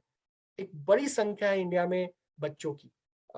जो डेटा अवेलेबल है, मैं गलत नहीं हूं तो लगभग 30 करोड़ के आसपास में बच्चे school education and higher education से कनेक्टेड है। आई थिंक उसमें ये डेटा छोटा दिखाई भले देता हो, बट ये बहुत एक बहुत यूनिक है, खास करके कंट्री लाइक इंडिया जहाँ पे बहुत सारे प्रॉब्लम है। अगर कंटेंट्स की बात करेंगे दीक्षा पे, तो आपको बहुत क्वालिटी कंटेंट जो टीचर्स अपने बहुत सेलेक्टेड टीचर्स एनसीईआरटी एससीईआरटी सब मिलकर तैयार कर रहे हैं। ये सब इसलिए हो रहा है क्योंकि डिजिटल इंफ्रास्ट्रक्चर पे काम हो रहा है। और इस बजट में जिस तरीके से डिजिटल इंफ्रास्ट्रक्चर के ऊपर फोकस किया गया है, आई थिंक उसके बहुत लॉन्ग लास्टिंग इम्पैक्ट होने वाले हैं। एक तीसरा जो एस्पेक्ट जो मैं डिजिटल एजुकेशन के बारे में आपको बताना चाहता हूँ कि कैसे एक होलिस्टिक मैनर में केवल एजुकेशन ही नहीं बल्कि देश में हम एक प्रॉपर डिजिटल इंफ्रास्ट्रक्चर तैयार भी कर पाए, उसके लिए भी गवर्नमेंट कई सारे इनिशिएटिव ले रही है। उसके दायरे में भी कई बार एक सवाल आ रहा है, मैंने अभी कहीं आर्टिकल में पढ़ा कि सरकार डिजिटल एजुकेशन कर रही है, बट इंफ्रास्ट्रक्चर कहाँ है, काम ही नहीं हो रहा है उस डायरेक्शन में। हम सबको भारत नेट प्रोजेक्ट एक है, भारत सरकार की स्कीम शुरू हुआ था मनमोहन सिंह की सरकार में, बट उस पर कुछ काम वाम हुआ नहीं। बाद में ये काम जब नितिन गडकरी जी के पास आई, उसमें काफी स्पीड अप हुआ है। एंड भारत नेट प्रोजेक्ट पे पिछले ही साल सरकार ने लगभग 19,000 करोड़ एक पैसे इन्वेस्ट किए हैं। अब भारत नेट प्रोजेक्ट है क्या, बस एक लाइन में समझिए कि देश के अभी भी लगभग 4 लाख से ज्यादा गांव है जो कंप्लीटली डिस्कनेक्टेड है। उनके पास अगर कनेक्टेड है भी इंटरनेट से तो बहुत ज्यादा अच्छे से कनेक्टेड नहीं है। उन 4 लाख गांवों तक इंटरनेट का एक्सेस कैसे हो, उन 4 लाख गांवों तक ऑप्टिकल फाइबर्स कैसे पहुंचे। भारत नेट प्रोजेक्ट इस डायरेक्शन में काम कर रही है। तो ये जो एक्सेसिबिलिटी का जो इशू है ना कि डिजिटल हमारे पास नेटवर्क नहीं है, ये एक्सेसिबिलिटी का इशू अगले 4-5 सालों में मुझे नहीं लगता कि देश में कहीं रहने वाली है। ये बातें रिकॉर्ड करके रखी जा सकती है सेफली।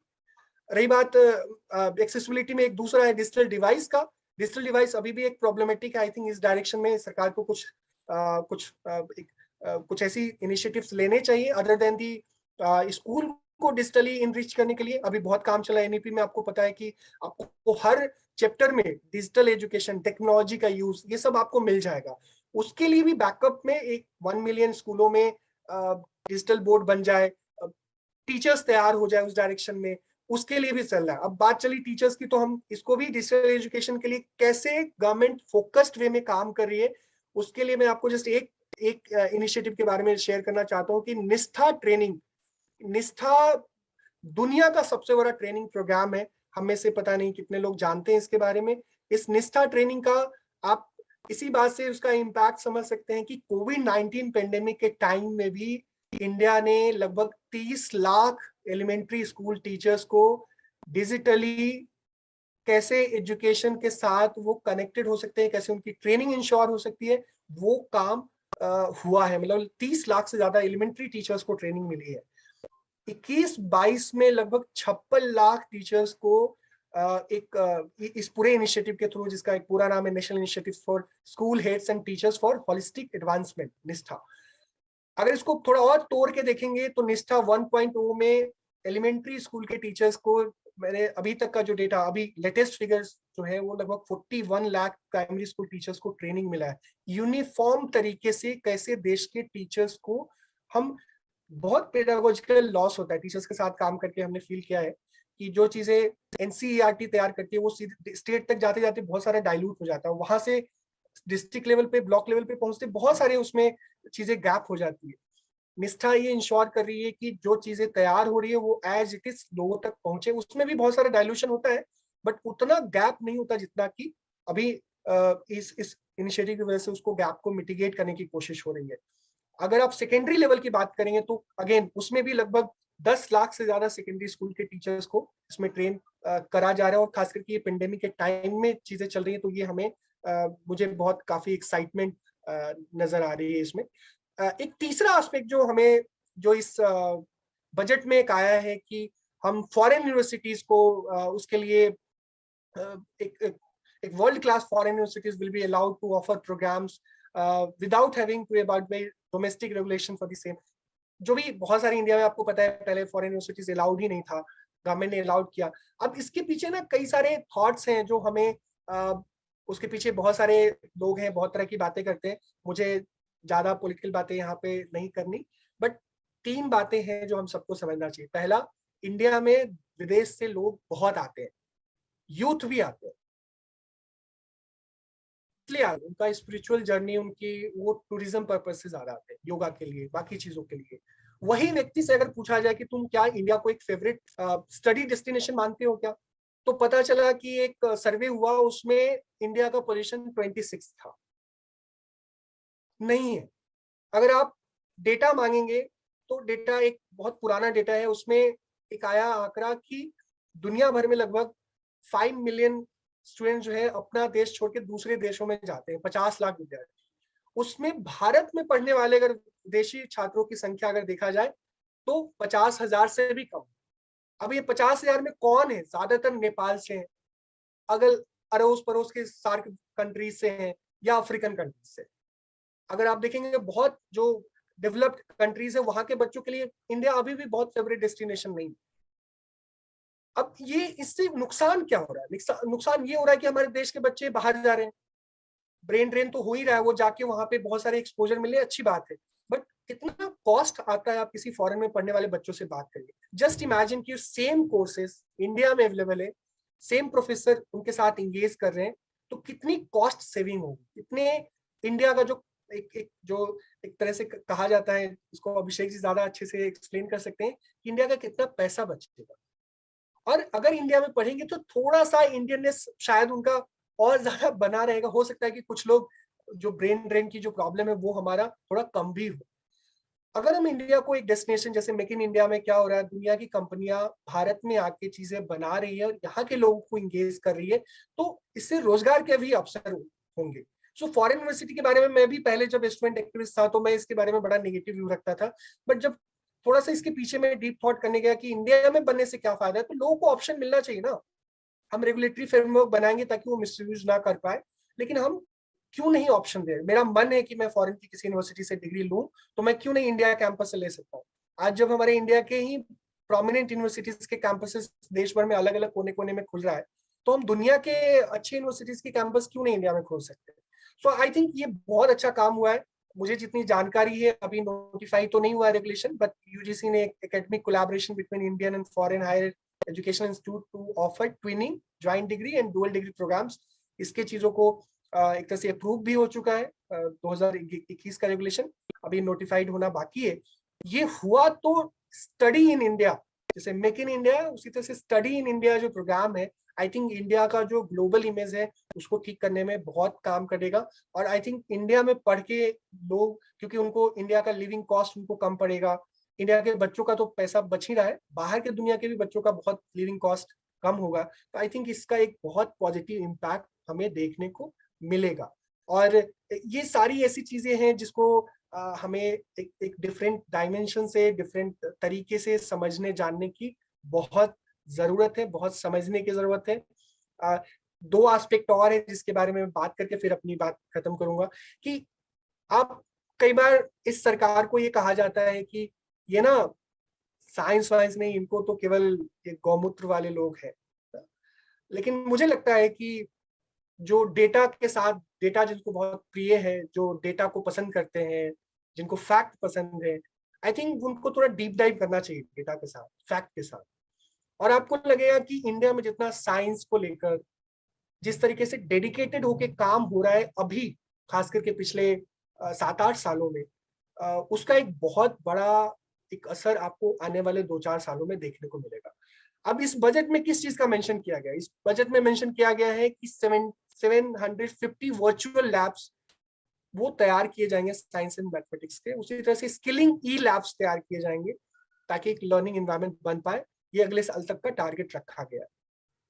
हाई क्वालिटी कंटेंट के बारे में हमने ऑलरेडी पहले बात कर ली है। अब इस साइंस मैथ के बारे में मैं आपको जस्ट 2 फिगर्स शेयर करना चाहता हूँ कि टाइम की भी थोड़ी कमी है, कि आपको पता चलेगा कि इंडिया में अटल टिंकरिंग लैब, अटल इनोवेशन मिशन की वेबसाइट जाके आप सबको विजिट करना चाहिए। लगभग 10,000 स्कूल, खास करके हर डिस्ट्रिक्ट में कोई ना कोई एक सेंटर हो जहाँ पे बच्चों को इनोवेशन का, बच्चों को कुछ उसके जो साइंटिफिक जो टेम्परामेंट है उसको कैसे हम डेवलप करा जा सके, उसके लिए काम चल रहा है। और किसी को लग सकता है इंडिया में तो लगभग 1.5 मिलियन गवर्नमेंट स्कूल है, उसमें से 10,000 स्कूलों में बना देने से क्या होगा? 10,000 स्कूलों में बना देने से बहुत कुछ होगा। आप किसी अटल टिंकरिंग लैब में विजिट करके देखिए, हो सकता है कुछ लैब काम नहीं कर रहे होंगे, बट मेजॉरिटी ऑफ लैब आज के दिन में बच्चों को, मैं अपनी ही कहानी बताता हूँ कि मैं एक ऐसे हाई स्कूल से पढ़ा हूँ जहाँ पे साइंस में मुझे बीकर नहीं दिखाया गया। मैं वहां पे साइंस पढ़ के 10th पास भी कर गया। मुझे पता ही नहीं चला कि कौन से प्रयोगशाला, कौन सी चिड़िया का नाम। बट आज के बच्चों को कम से कम वो चीजें पता तो चल रही है ना, कम से कम जानकारी तो चल रही है ना। ये बहुत जरूरी है कि साइंस को हम उसका एक मॉडल लोगों के सामने ले जाए। दूसरा जो एक सबसे इंपॉर्टेंट है कि साइंस एंड ये जो अटल टिंकरिंग लैब है, ये लोगों के बिहेवियर चेंज को भी कर रहा है। अगर आप हाल के कुछ दिनों में खास करके डीएसटी की ट्विटर हैंडल देखिए, आप जो जिस तरीके से काम चली उसको चीजों को देखेंगे तो आपको लगेगा कि छोटे छोटे एफर्ट्स का कितना बड़ा असर हो रहा है। एक मैं जानता हूँ, एक व्यक्ति है ललितपुर उत्तर प्रदेश के, एक बहुत गांव की बेटी है, वो गांव के टिपिकल गवर्नमेंट स्कूल से पढ़ाई कर रही है। अभी वो देश भर के टॉप 50 बच्चों में से सिलेक्ट हुआ, उसका नाम, जो एआई बेस्ड, कैसे हम एक इनोवेशन उसने बनाया एआई बेस्ड। एआई को हम अभी भी गांव में बहुत सारे लोग समझते भी नहीं होंगे, हमें भी समझने में कई बार काफी कठिनाई होती है। वो छोटी बच्ची वहां पे 8वीं 9वीं की पढ़ने वाली, वो एआई में टॉप 50 बच्चों में आ रही। कैसे आ रही? आप अगर देखेंगे कि टॉय कथॉन हुआ पिछली बार, भारत का 80% जो खिलौना है वो दुनिया से इंपोर्ट होता है। गवर्नमेंट ने इनिशिएटिव लिया। ये मैक्सिमम बच्चे जो हैं उनके अंदर में इतने इनोवेटिव आइडियाज से डिजिटल गेम्स बनाए। मैंने उसको बहुत करीबी से देखा, उन बच्चों को, उनके काम को। अभी उनमें से बहुत सारे बच्चों को government of India financial support, ये उनको इंडस्ट्री लिंकेज करवा के वो अभी गेमिंग इंडस्ट्री को एक तरह से कन्वर्ट करने वाले हैं अपकमिंग डेज में। इस साल से स्मार्ट इंडिया हैकाथॉन, जो दुनिया का सबसे बड़ा हैकाथॉन मान सकते हैं, स्पेशली भारत के लिए तो सबसे बड़ा है वो, उसमें क्लास 6 से लेकर क्लास 12वीं तक के बच्चे हैकाथॉन में पार्टिसिपेट कर सकते हैं और इंडिया के प्रॉब्लम को सॉल्व कर सकते हैं टेक्नोलॉजी के जो प्रॉब्लम, टेक्नोलॉजी के सहारे। ये सब चीजें कैसे होगी, कैसे इकोसिस्टम बिल्डअप होता है, ये छोटे छोटे लैब्स, छोटे छोटे इनिशिएटिव्स कर रहे हैं। और हमें ये समझना पड़ेगा कि इसके बहुत लॉन्ग लास्टिंग इम्पैक्ट होने वाले हैं। ये जो 750 लैब्स अगर बन गए तो इसका इम्पैक्ट आप देखेंगे, इसका स्केल अप करना जरूरी है। ये स्केल अप जब तक स्टेट गवर्नमेंट इन्वॉल्व नहीं होगी तब तक हम नहीं कर पाएंगे। सो ये कुछ चीजें थी। इसके अलावा भी बहुत कुछ है बोलने के लिए, बट मुझे लगता है कि काफी टाइम हो चुका है। सो अगर कोई सवाल होगा तो I can take it. So that's all from my side. Thank you Praneet ji. Thank you, sir. Okay, thank you so much for your wonderful session, sir. अभी थोड़ा सा क्वेश्चन आंसर सेशन करेंगे हम। प्रदीप जी, आपसे सवाल है हमें। आप सुन सकते हो हमारी बात? मेरी आवाज आ रही है आपसे? हाँ हाँ, आ रही है। प्रदीप जी, मुझे पूछना था कि जो अभी क्रिप्टो के जो इनकम पे जो टैक्स का इंक्रीज हुआ है, मतलब increase of tax on crypto income, उससे कुछ इक्विटी मार्केट पे इफेक्ट होगा क्या? Will there any effect on equity market? जो 30% का टैक्स जो क्रिप्टो के इनकम पे गवर्नमेंट ने डिक्लेयर किया है इस बजट में, तो उसका जवाब क्या हो सकता है? मतलब नहीं, क्या ऐसा है कि करेंसी का मतलब हमें पहले समझना चाहिए। करेंसी जो करेंसी कोई स्टेट इशू करता है, मतलब सरकार इशू करती है, तो उसको एक मूल्य होता है। ये crypto currency is not issued by government of India, तो उसको कोई मूल्य ही नहीं है, वो कोई रेगुलेट ही नहीं किया था आज तक। तो अभी ऐसा है कि crypto currency is in digital form वगैरह सब हम सुनते हैं, लेकिन गवर्नमेंट ने उसको रेगुलेट करने का लिए एक्ट करने की बात कही है, और ये लास्ट स्टेज है, उस पर टैक्स लगाना है। ये लास्ट स्टेज डिक्लेयर कर दिया कि 30% उस पर टैक्स रहेगा। 30% का वो जो कन्वर्जन होगा, उसमें काफी सारे पहले उसके प्रोसीजर्स है। तो इक्विटी मार्केट पे तो कोई फर्क नहीं पड़ेगा उसका, क्योंकि अभी हम लोग उस लाइन में ट्रांसपेरेंसी कुछ है ही नहीं। वो बहुत सारे चीजें जो हो रही है क्रिप्टो के बारे में, वो सब फेक बातें ही ज्यादा है, और किसी को ये पता ही नहीं कि किस प्रकार से क्रिप्टो करेंसी का एक्सचेंज करना है, कोई एथोराइज प्लेटफॉर्म कौन सा है ये पता नहीं है। तो रिसेंटली अभी very soon RBI will declare the crypto currency का, डिजिटल करेंसी का वो पॉलिसी डिक्लेयर करेंगे, एक एक्ट बनेगा उसके लिए, बाद में वो हो जाएगा। सिर्फ पहले इतना किया है कि लोगों ने फेक भी हो, लेकिन अभी से इन्वेस्टमेंट करना उसमें थोड़ा कंट्रोल रखे। ये इसका इतना ही सैंक्टिटी अभी है। जब तक पूरा एक्ट उसका नहीं आता है, रेगुलेटरी मॉडलिटीज नहीं आती है, तब तक मुझे नहीं लगता है कि उसमें कुछ ज्यादा ध्यान देने की जरूरत है। Okay, Suyog ji, I wanted to add to it if you don't mind. Okay, तो श्योर। क्या है, गवर्नमेंट ने इस बारी बहुत क्लियर कर दिया है कि क्रिप्टो करेंसी नहीं है, इसमें कोई डाउट नहीं है। करेंसी जो है डिजिटल करेंसी आरबीआई बहुत जल्दी निकालने वाला है, ये भी बजट में बोल दिया गया है। तो क्रिप्टो जो है, क्रिप्टो एक डिजिटल एसेट है। अभी एसेट के ऊपर एसेट बहुत सारे हैं, उनके ट्रांसफर, बहुत एसेट्स पे टैक्स लगता है, उसी तरीके से क्रिप्टो पे भी टैक्स लगना शुरू हो जाएगा। क्रिप्टो करेंसी कभी भी नहीं बनेगा, ये भी स्पेसिफाई कर गया। जो रेगुलेशन आएगा वो उसे एज अ एसेट, उसको कैसे रेगुलेट करना है उसके तरीके से आएगा। तो क्रिप्टो को कभी भी करेंसी बन सकता है, ये सोचना ही गलत है। क्रिप्टो का अगर आपने मार्केट जो देखा होगा, क्रिप्टो मार्केट का, क्रिप्टो का कैसे रेट चेंज हुआ उस दिन, तो लोगों को पहले तो लगा कि क्रिप्टो हो रहा है, एक तरह एकदम से रेट बढ़ा उसका, जो उस दिन आपने ट्रेंड देखा होगा। बट उसके बाद जैसे जैसे लोगों को समझ में आया, वो बहुत नीचे आ गया है। जो क्रिप्टो में इन्वेस्ट करने वाले लोग हैं और जो इक्विटी मार्केट में इन्वेस्ट करने वाले लोग हैं, वो जो सेगमेंट्स हैं वो सेगमेंट ही बहुत अलग है। तो क्रिप्टो कभी भी इक्विटी को इफेक्ट नहीं कर पाएगा, equity market.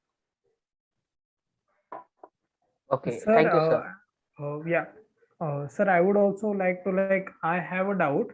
So, the government is not taking any steps regarding the cryptocurrency, right? It has only considered it as a virtual asset, right?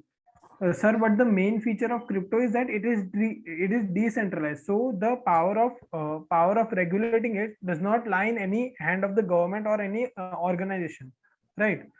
So why is the government not considering it? What to say? Why is it considered not considered as a currency? Because it is already, there is a feature of cryptocurrency that it is in decentralized form, right? So why? That's the doubt. Pradeep sir, आप जवाब देंगे? आप ही दीजिए। हाँ, तो किसने पूछा था? Sir, Heth हेत, Patel. हाँ। तो हेत जी, क्या है ना कि आप कह रहे हैं कि ये डिसेंट्रलाइज है, ठीक है, लेकिन आप कह रहे हैं गवर्नमेंट इसे करेंसी नहीं मान रहा, तो करेंसी इसे कभी मान ही नहीं सकते, क्योंकि करेंसी इशू करने का राइट सिर्फ और सिर्फ सेंट्रल बैंक के पास है। तो कोई भी करेंसी अगर बनती रहेगी, अभी ये माइनिंग शुरू हो गई है, अलग अलग क्रिप्टो आते रहते हैं, तो आप कैसे इनको लीगलाइज करते रहेंगे और कैसे इन्हें एक्सेप्ट करते रहेंगे और कैसे रेगुलेट करेंगे? तो you can not do it. तो इसलिए हम डिजिटल अपनी खुद की करेंसी निकालेंगे, जो आरबीआई इशू करेगा उसे एज अ करेंसी हम मानेंगे। लेकिन कोई भी क्रिप्टो बाहर से कुछ भी एसेट आ जाएगा, अगर हम उसे मानने लगेंगे तो it becomes very difficult to manage the economy and regulate all the activities. इसका टैक्सेशन हम शुरू कर रहे हैं क्योंकि इसे बहुत ज्यादा लार्ज स्केल पे लोग ट्रांसफर कर रहे हैं, तो जस्ट इसे एसेट मानते हुए, क्योंकि ट्रांजैक्शंस को हम ट्रेस कर सकते हैं, तो हम उस पे, क्योंकि लोग प्रॉफिट बना रहे हैं, तो गवर्नमेंट का राइट है उसे टैक्स करने का, वेल्थ टैक्स लगा के उसे टैक्स कर सकते हैं। तो हम टैक्स लगा के उसको सिर्फ रेगुलेट करके उसे करेंसी का मायना नहीं दे रहे, सिर्फ एसेट है, उसके ट्रांसफर से आप प्रॉफिट कमाएंगे, गवर्नमेंट टैक्स करेगी, सिर्फ इतना लॉजिक है। Okay, thank you so much sir. Pradeep ji, आपके लिए और एक सवाल है कि आप एमएसएमई को 5 साल के बाद कहाँ पे देखना चाहेंगे? एमएसएमई का जो एक्सपोर्ट है वो एक्सपोर्ट बेसिकली अभी 49% है, वो भी 60% का हमारा प्लान है। हमको 60% तक एक्सपोर्ट उसका बढ़ाना है और $3 ट्रिलियन इकोनॉमी सिर्फ एमएसएमई से हो, इतना टर्नओवर हो, इस प्रकार से कदम सरकार के है। उसके साथ साथ पूरे जो एमएसएमई सेक्टर है उसको फंडिंग फैसिलिटी बैंकिंग के साथ में तो अभी है ही, लेकिन पूरे एमएसएमई में क्या है, कैश फ्लो मैनेजमेंट का काफी इश्यूज है। तो उसके लिए जो ट्रेड्स प्लेटफॉर्म का प्रावधान अभी किया गया है कैश फ्लो मैनेजमेंट में, तो ये सारी फैसिलिटीज जो है वो हर एक एमएसएमई तक पहुंचे, क्योंकि अभी तक 6 करोड़ एमएसएमई में से सिर्फ 1.5 या 2 करोड़ एमएसएमई रजिस्टर्ड है। हमारे पूरे इंडिया में इतने सारे माइक्रो यूनिट्स हैं कि वो रजिस्टर्ड भी नहीं है, गांव में चलता है लेकिन रजिस्ट्रेशन कहीं नहीं है, तो उनको बाकी फैसिलिटी मिलना बहुत दूर है। तो ये सारा रजिस्ट्रेशन हो और आप एमएसएमई का जो एक्सपोर्ट है वो 60% तक बढ़े, ये सरकार के मनीषा है। Okay, thank you so much, sir. Nishant have one question, that how rupee currency is going to be valued and how it is different from the present online transaction.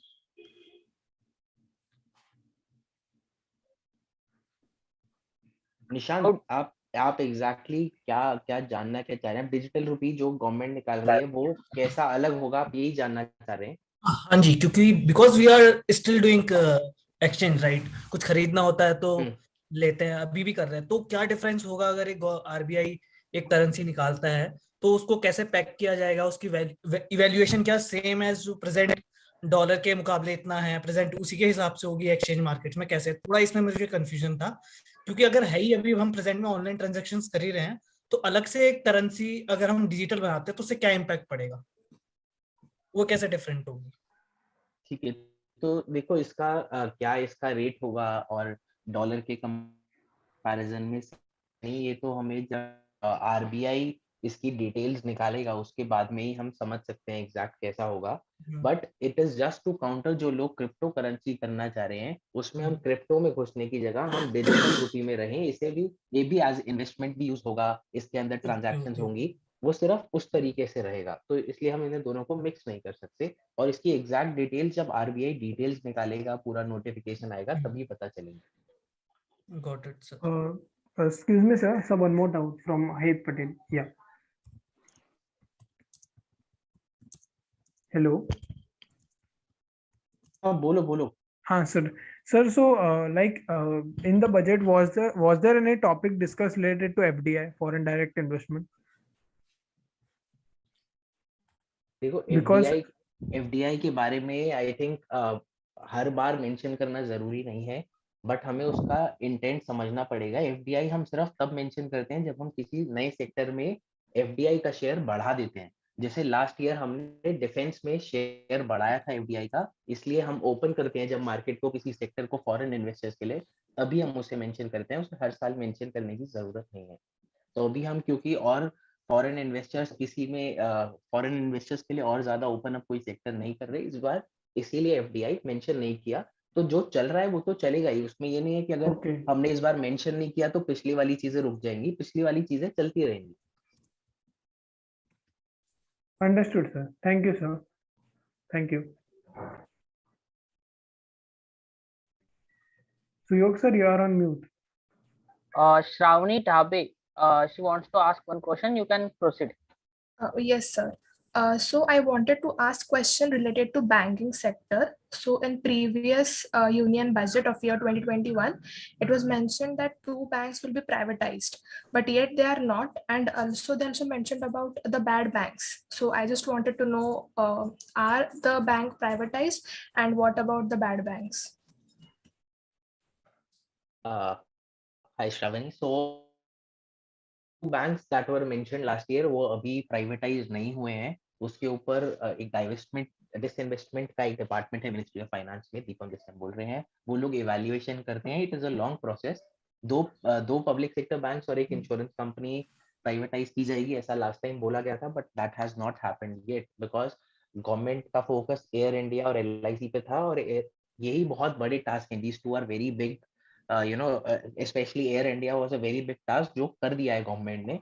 तो वो बताता है कि गवर्नमेंट का इंटेंट क्लियर है, they will not shy away from this investment. तो धीरे धीरे जैसा प्रोसेस चल रहा है, एक एक करके उनका वैल्यूएशन करके प्रोसेस काफी लंबा रहता है, but it will happen since the government has announced. और दूसरा पार्ट क्या था आपका, बैड बैंक्स के बारे में ना? Yes. हाँ, तो बैंकिंग सेक्टर आई थिंक अभी हमारा बहुत ज्यादा स्ट्रांग हो चुका है. बैड बैंक्स ने आके जितने हमारे बैंक्स हैं उनकी जो बैलेंस शीट थी वो काफी हद तक क्लियर कर दिए हैं. एंड आई थिंक अगर हम अभी की सिचुएशन में देखेंगे, अभी आजकल तो अभी इनफैक्ट लास्ट वीक में काफी सारे बैंक्स ने अपने क्वार्टर के प्रॉफिट्स भी डिक्लेयर किए हैं. तो I think you must have seen that सारे बैंक्स का प्रॉफिट बढ़ गया इस बार पिछले क्वार्टर्स के कंपैरिजन में. तो उनकी Yes. बैलेंस शीट क्लियर हो चुकी है. And now the banks are prepared कि इकोनॉमी जैसे ही ओपन अप होगा और बिजनेसेस और लोगों को जब पैसा वो लोग डिमांड करेंगे बैंक से, तो banks are in a condition, वो अच्छे से कैपिटलाइज्ड हैं, they are in a condition to lend out the money. Yes, sir. Thank you. Thank you so much sir. Abhishek Ranjan ji, आपके लिए एक सवाल है. ये जो इस साल का जो बजट डिक्लेयर हुआ है, उससे कुछ नॉन ग्रैंड प्रोफेसर्स को कुछ रिलीफ मिला है या नहीं?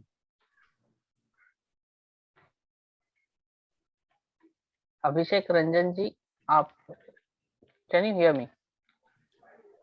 यस, इसके बारे में मुझे अभी बहुत कंप्लीट इंफॉर्मेशन नहीं है, तो मैं इसको शेयर नहीं कर सकता. ठीक है, कोई बात. ये नॉन सर मैं जैसे आप audible? बोल रहे हैं ना, तो ऐसे स्पेसिफिक पॉलिसी बजट में अनाउंस नहीं की जाती. Okay.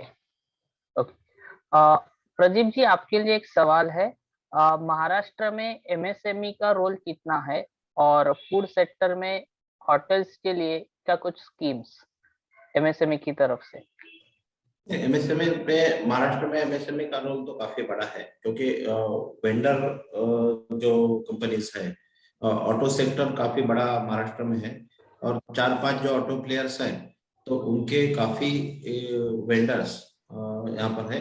6 lakh registered MSMEs are in Maharashtra right now. और दूसरा आपने क्या पूछा है? फूड सेक्टर में होटल्स के लिए. हाँ, फूड सेक्टर. हाँ, फूड सेक्टर दो प्रकार के होंगे. फूड प्रोसेसिंग वाला एक अलग चीज है, और फूड प्रोसेसिंग का पहले मैं बताता हूँ. फूड प्रोसेसिंग में जो सेंट्रल और दोनों का स्कीम हम मिक्स करके देखेंगे, तो फूड सेक्टर में सेंट्रल का फूड प्रोसेसिंग इंडस्ट्री का, फूड प्रोसेसिंग मिनिस्ट्री का जो स्कीम्स है, mega food park, mini food park, इसमें 35% सब्सिडी डायरेक्टली सेंट्रल गवर्नमेंट से मिलती है. ये तो स्कीम है ही. उसके साथ साथ स्टेट गवर्नमेंट ने 10% एडिशनल फूड प्रोसेसिंग पे कैपिटल इंसेंटिव दिया है. जो रेगुलर PSI के स्कीम में सेक्टोरियल जो है, जो रीजनल इंसेंटिव्स है, ABCD जोन जो है, B+, C+, D+ जो जोन है, उसमें इंक्रीमेंटल बेनिफिट्स है सब्सिडी के, उसमें 10% एडिशनल दिया है फूड के लिए. तो ये महाराष्ट्र गवर्नमेंट का दिया है. और होटल इंडस्ट्री के लिए देखा जाए तो hotel is in service sector, तो सर्विस सेक्टर के लिए अभी कुछ स्पेशल इंसेंटिव नहीं दिया है, लेकिन ECLGS में जो ECLGS इस बजट का प्रावधान भी है, और पहले पेंडेमिक जब आया कोरोना का, तब जो 3.5 लाख करोड़ रुपए दिया था, तो ECLGS में सर्विस सेक्टर को पहले नहीं लिया था. बाद में फिर ECLGS को ऐड कर दिया, और हॉस्पिटलिटी इंडस्ट्री और होटल इंडस्ट्री, इसमें 50,000 करोड़ का अभी एडिशन उसको दिया है। तो और दूसरा, महाराष्ट्र गवर्नमेंट ने हॉस्पिटलिटी इंडस्ट्रीज के बारे में एक अच्छा काम किया है। उसमें जो सेंट्रल ने एमएसएमई का डेफिनेशन चेंज किया, तो डेफिनेशन में manufacturing and service is equal, ये उसमें डिसीजन दे दिया। तो उसके बाद में महाराष्ट्र गवर्नमेंट ने एक जेआर निकाला है, उसमें आपको इलेक्ट्रिसिटी चार्जेस, फिर म्युनिसिपल टैक्स, जो प्रॉपर्टी टैक्स है, वो इस प्रकार के 3-4 प्रकार के बेनिफिट्स आपको जैसे इंडस्ट्री में मिलते हैं, वैसे इंडस्ट्रियल रेट से ये सब कुछ होटल के लिए भी मिलेगा। लेकिन उसमें एक राइडर है, वो होटल एमटीडीसी में रजिस्टर्ड हो। इस प्रकार के जो टूरिज्म डिपार्टमेंट है महाराष्ट्र का, उसमें रजिस्टर्ड हो। पोर्टल, 2 पोर्टल दिए हैं, एक सेंट्रल का पोर्टल है, एक स्टेट का पोर्टल है। उसमें जो रजिस्टर्ड होटल्स हैं, पर्यटन उद्योग को बढ़ावा देने के लिए इन्होंने ये स्टेप लिया है। Okay, thank you so much, sir. There is one more question. Akanksha Singh say, is there an overestimation of the depth of the local bond market? Abhishek ji, आपके लिए है। सुयोग जी, मैंने चैट में ही इसका आंसर दिया। Yeah. I have already written that it is not at all overestimation. In fact, I feel कि हम underestimate कर रहे हैं local bond market को। Local bond markets को हमने पहले try किया है and they have generated good result. Local bond local governments है हमारी, उनको बस थोड़ी support की जरूरत है। And once state and central government start supporting the local governments, I think most of our development projects will be completed by the local governments itself, जो कि हमने बाहर की कंट्रीज में भी देखा है। इंडिया में भी 73rd अमेंडमेंट के हिसाब से लोकल गवर्नमेंट्स के लिए ही ये काम है। तो उनको हम लोकल मार्केट को जितना स्ट्रॉन्ग करेंगे उतना अच्छा रहेगा इंफ्रास्ट्रक्चर डेवलपमेंट के लिए। Thank you so much, sir. Thank you so much. So, any other questions would you like to ask? Sir Yes. Sir Pradeep sir अभी जैसे निर्मला मैम ने, कहते हैं फाइनेंस मैम मिनिस्टर ने अभी बताया था कि स्टार्टअप्स ने इंडिया में काफी अच्छा इन्वेस्टमेंट लिया है, खींचा है, और I think it's now more than $40 billion. And at the same time हम देखते हैं एमएसएमईज जो खुद में भी एक तरह के स्टार्टअप हैं, but we are not able to, कहते हैं उन्हें उस तरफ से हम टैप नहीं कर पा रहे, जिस हिसाब से एक प्राइवेट मार्केट में टैपिंग हो रही है और बहुत पैसा फ्लो हो रहा है। अभी बहुत अच्छी चीज ये हुई कि एक नया प्रोग्राम भी आया था, शार्क टैंक इंडिया, जिसमें आपने देखा होगा कि इवन लोग आ रहे हैं जो बैम्बू से, कहते हैं, ब्रश बना रहे हैं, and they are getting investment there. और छोटे छोटे ऐसे products, it's not only about कि हम एक वेबसाइट बना रहे हैं, ऐप बना रहे हैं, उसी में फाइनेंस आ रहा है, बट इन प्रोडक्ट्स में भी आ रहा है। तो व्हाई डोंट थिंक कि कहाँ एक गैप रह जा रहा है जहां तक एमएसएमई को इस तरह से टैप करने के लिए? बेसिकली बैंकिंग का कुछ एक लिमिटेशन है। बैंकिंग इंडस्ट्री आरबीआई कंट्रोल करती है, आरबीआई मॉनिटरिंग करती है ये सब बैंकिंग का प्रोसेस। और एमएसएमई के लिए सबसे डिफिकल्ट ये होता है कि कोलैटरल सिक्योरिटी कहाँ से लाए। तो गवर्नमेंट का जो क्रेडिट गारंटी फंड है, उसके तहत गारंटी देकर, मतलब सेंट्रल गवर्नमेंट की गारंटी मिलेगी और बैंक हमें लोन देगा। उसका लिमिटेशन है 2 crore rupees only. 2 crore rupees तक ही हमें विदाउट कोलैटरल सिक्योरिटी का लोन मिल सकता है। बाद में तो अपने पास एसेट होना ही जरूरी है। जो नए स्टार्टअप है उनको तो प्राइवेट इक्विटी के सिवा ये नहीं, ऑप्शन नहीं है। 2 चीजें अलग है। देखिए, जो प्रूवन बिजनेस है, अगर मुझे समझो बजाज ऑटो का हो या टाटा मोटर्स का ऑर्डर मिलता है कुछ कंपोनेंट्स का, तो तुरंत बैंक भरोसा रख के हमारे परचेस ऑर्डर पे, हमारा एसेट मशीन पे वर्किंग कैपिटल दे सकते हैं। लेकिन अगर मैं कहूँ कि मैंने कुछ इन्वेंशन नया किया है और I am recognised, not registered only, I am recognised by Niti Aayog, that is DPIIT, वो हम स्टार्टअप इंडिया स्कीम में रिकॉग्नाइज्ड स्टार्टअप है, तो इट इज वन इन्वेंशन, ये एक प्रयोग है। और ये इन्वेंशन के लिए बैंक पैसा नहीं देगी, क्योंकि बैंक ये सोचती है कि this is a public money and we can not give public money on experimental basis. तो बैंक स्टार्टअप को पैसा नहीं देते हैं। इसलिए इक्विटी मार्केट का पैसा, वो बीएससी जो एसएमई प्लेटफॉर्म है, उन्होंने भी बीएससी स्टार्टअप नाम से एक प्लेटफॉर्म निकाला है। बहुत सारे फिनटेक ऐसे हैं कि वो अभी स्टार्टअप को पैसा दे रहे हैं। फॉरेन टेक भी अभी भारत में एंटर होंगे अभी कुछ ही महीनों में या सालों में, कि फॉरेन फंडिंग उसमें से भी मिलेगी। तो ये बेसिक डिफरेंस ही है बैंकिंग का। बैंकिंग कोलेटरल के सिवा पैसा नहीं देता है, और एसएमई को पैसा मिलने के लिए काफी दिक्कतें आती है। उसमें कैश फ्लो मैनेजमेंट, इस पर सरकार ने काफी काम किया है। ट्रेड्स जैसा प्लेटफॉर्म इशू किया है, रजिस्टर किया है ट्रेड्स पर।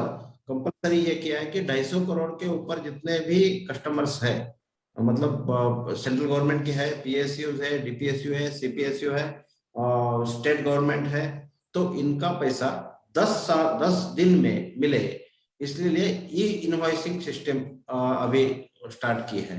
उसके साथ साथ 45 डेज के अंदर, तो एक्ट में प्रावधान है 45 डेज के अंदर एमएसएमई को पैसा देना है, नहीं तो उनको बैलेंस शीट में दिखाई देना जरूरी है बायर को।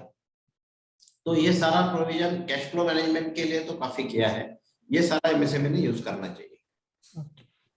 तो योग जी, मैं एक पॉइंट ऐड कर दूंगा। ऐसे तो प्रदीप सर ने बहुत डिटेल में बता दिया, हो सकता है मैं जो बोल रहा हूँ वो गलत है, बट निशांत जो बोल रहे थे पैसा रेज करने की बात, वो जो स्टार्टअप्स और एमएसएमईज की कर रहे थे और शार्क टैंक का एग्जांपल दिया, तो उस कॉन्टेक्स्ट में थोड़ा सा बोलना चाह रहा था कि सबसे पहले निशांत ये समझना होगा कि जो स्टार्टअप्स हैं, स्टार्टअप्स मैक्सिमम ऑपरेट कर रहे हैं सर्विसेज सेक्टर के अंदर, और जो एमएसएमईज हैं, एमएसएमईज मेजॉरिटी जो है वो ऑपरेट कर रही है मैन्युफैक्चरिंग, ठीक है।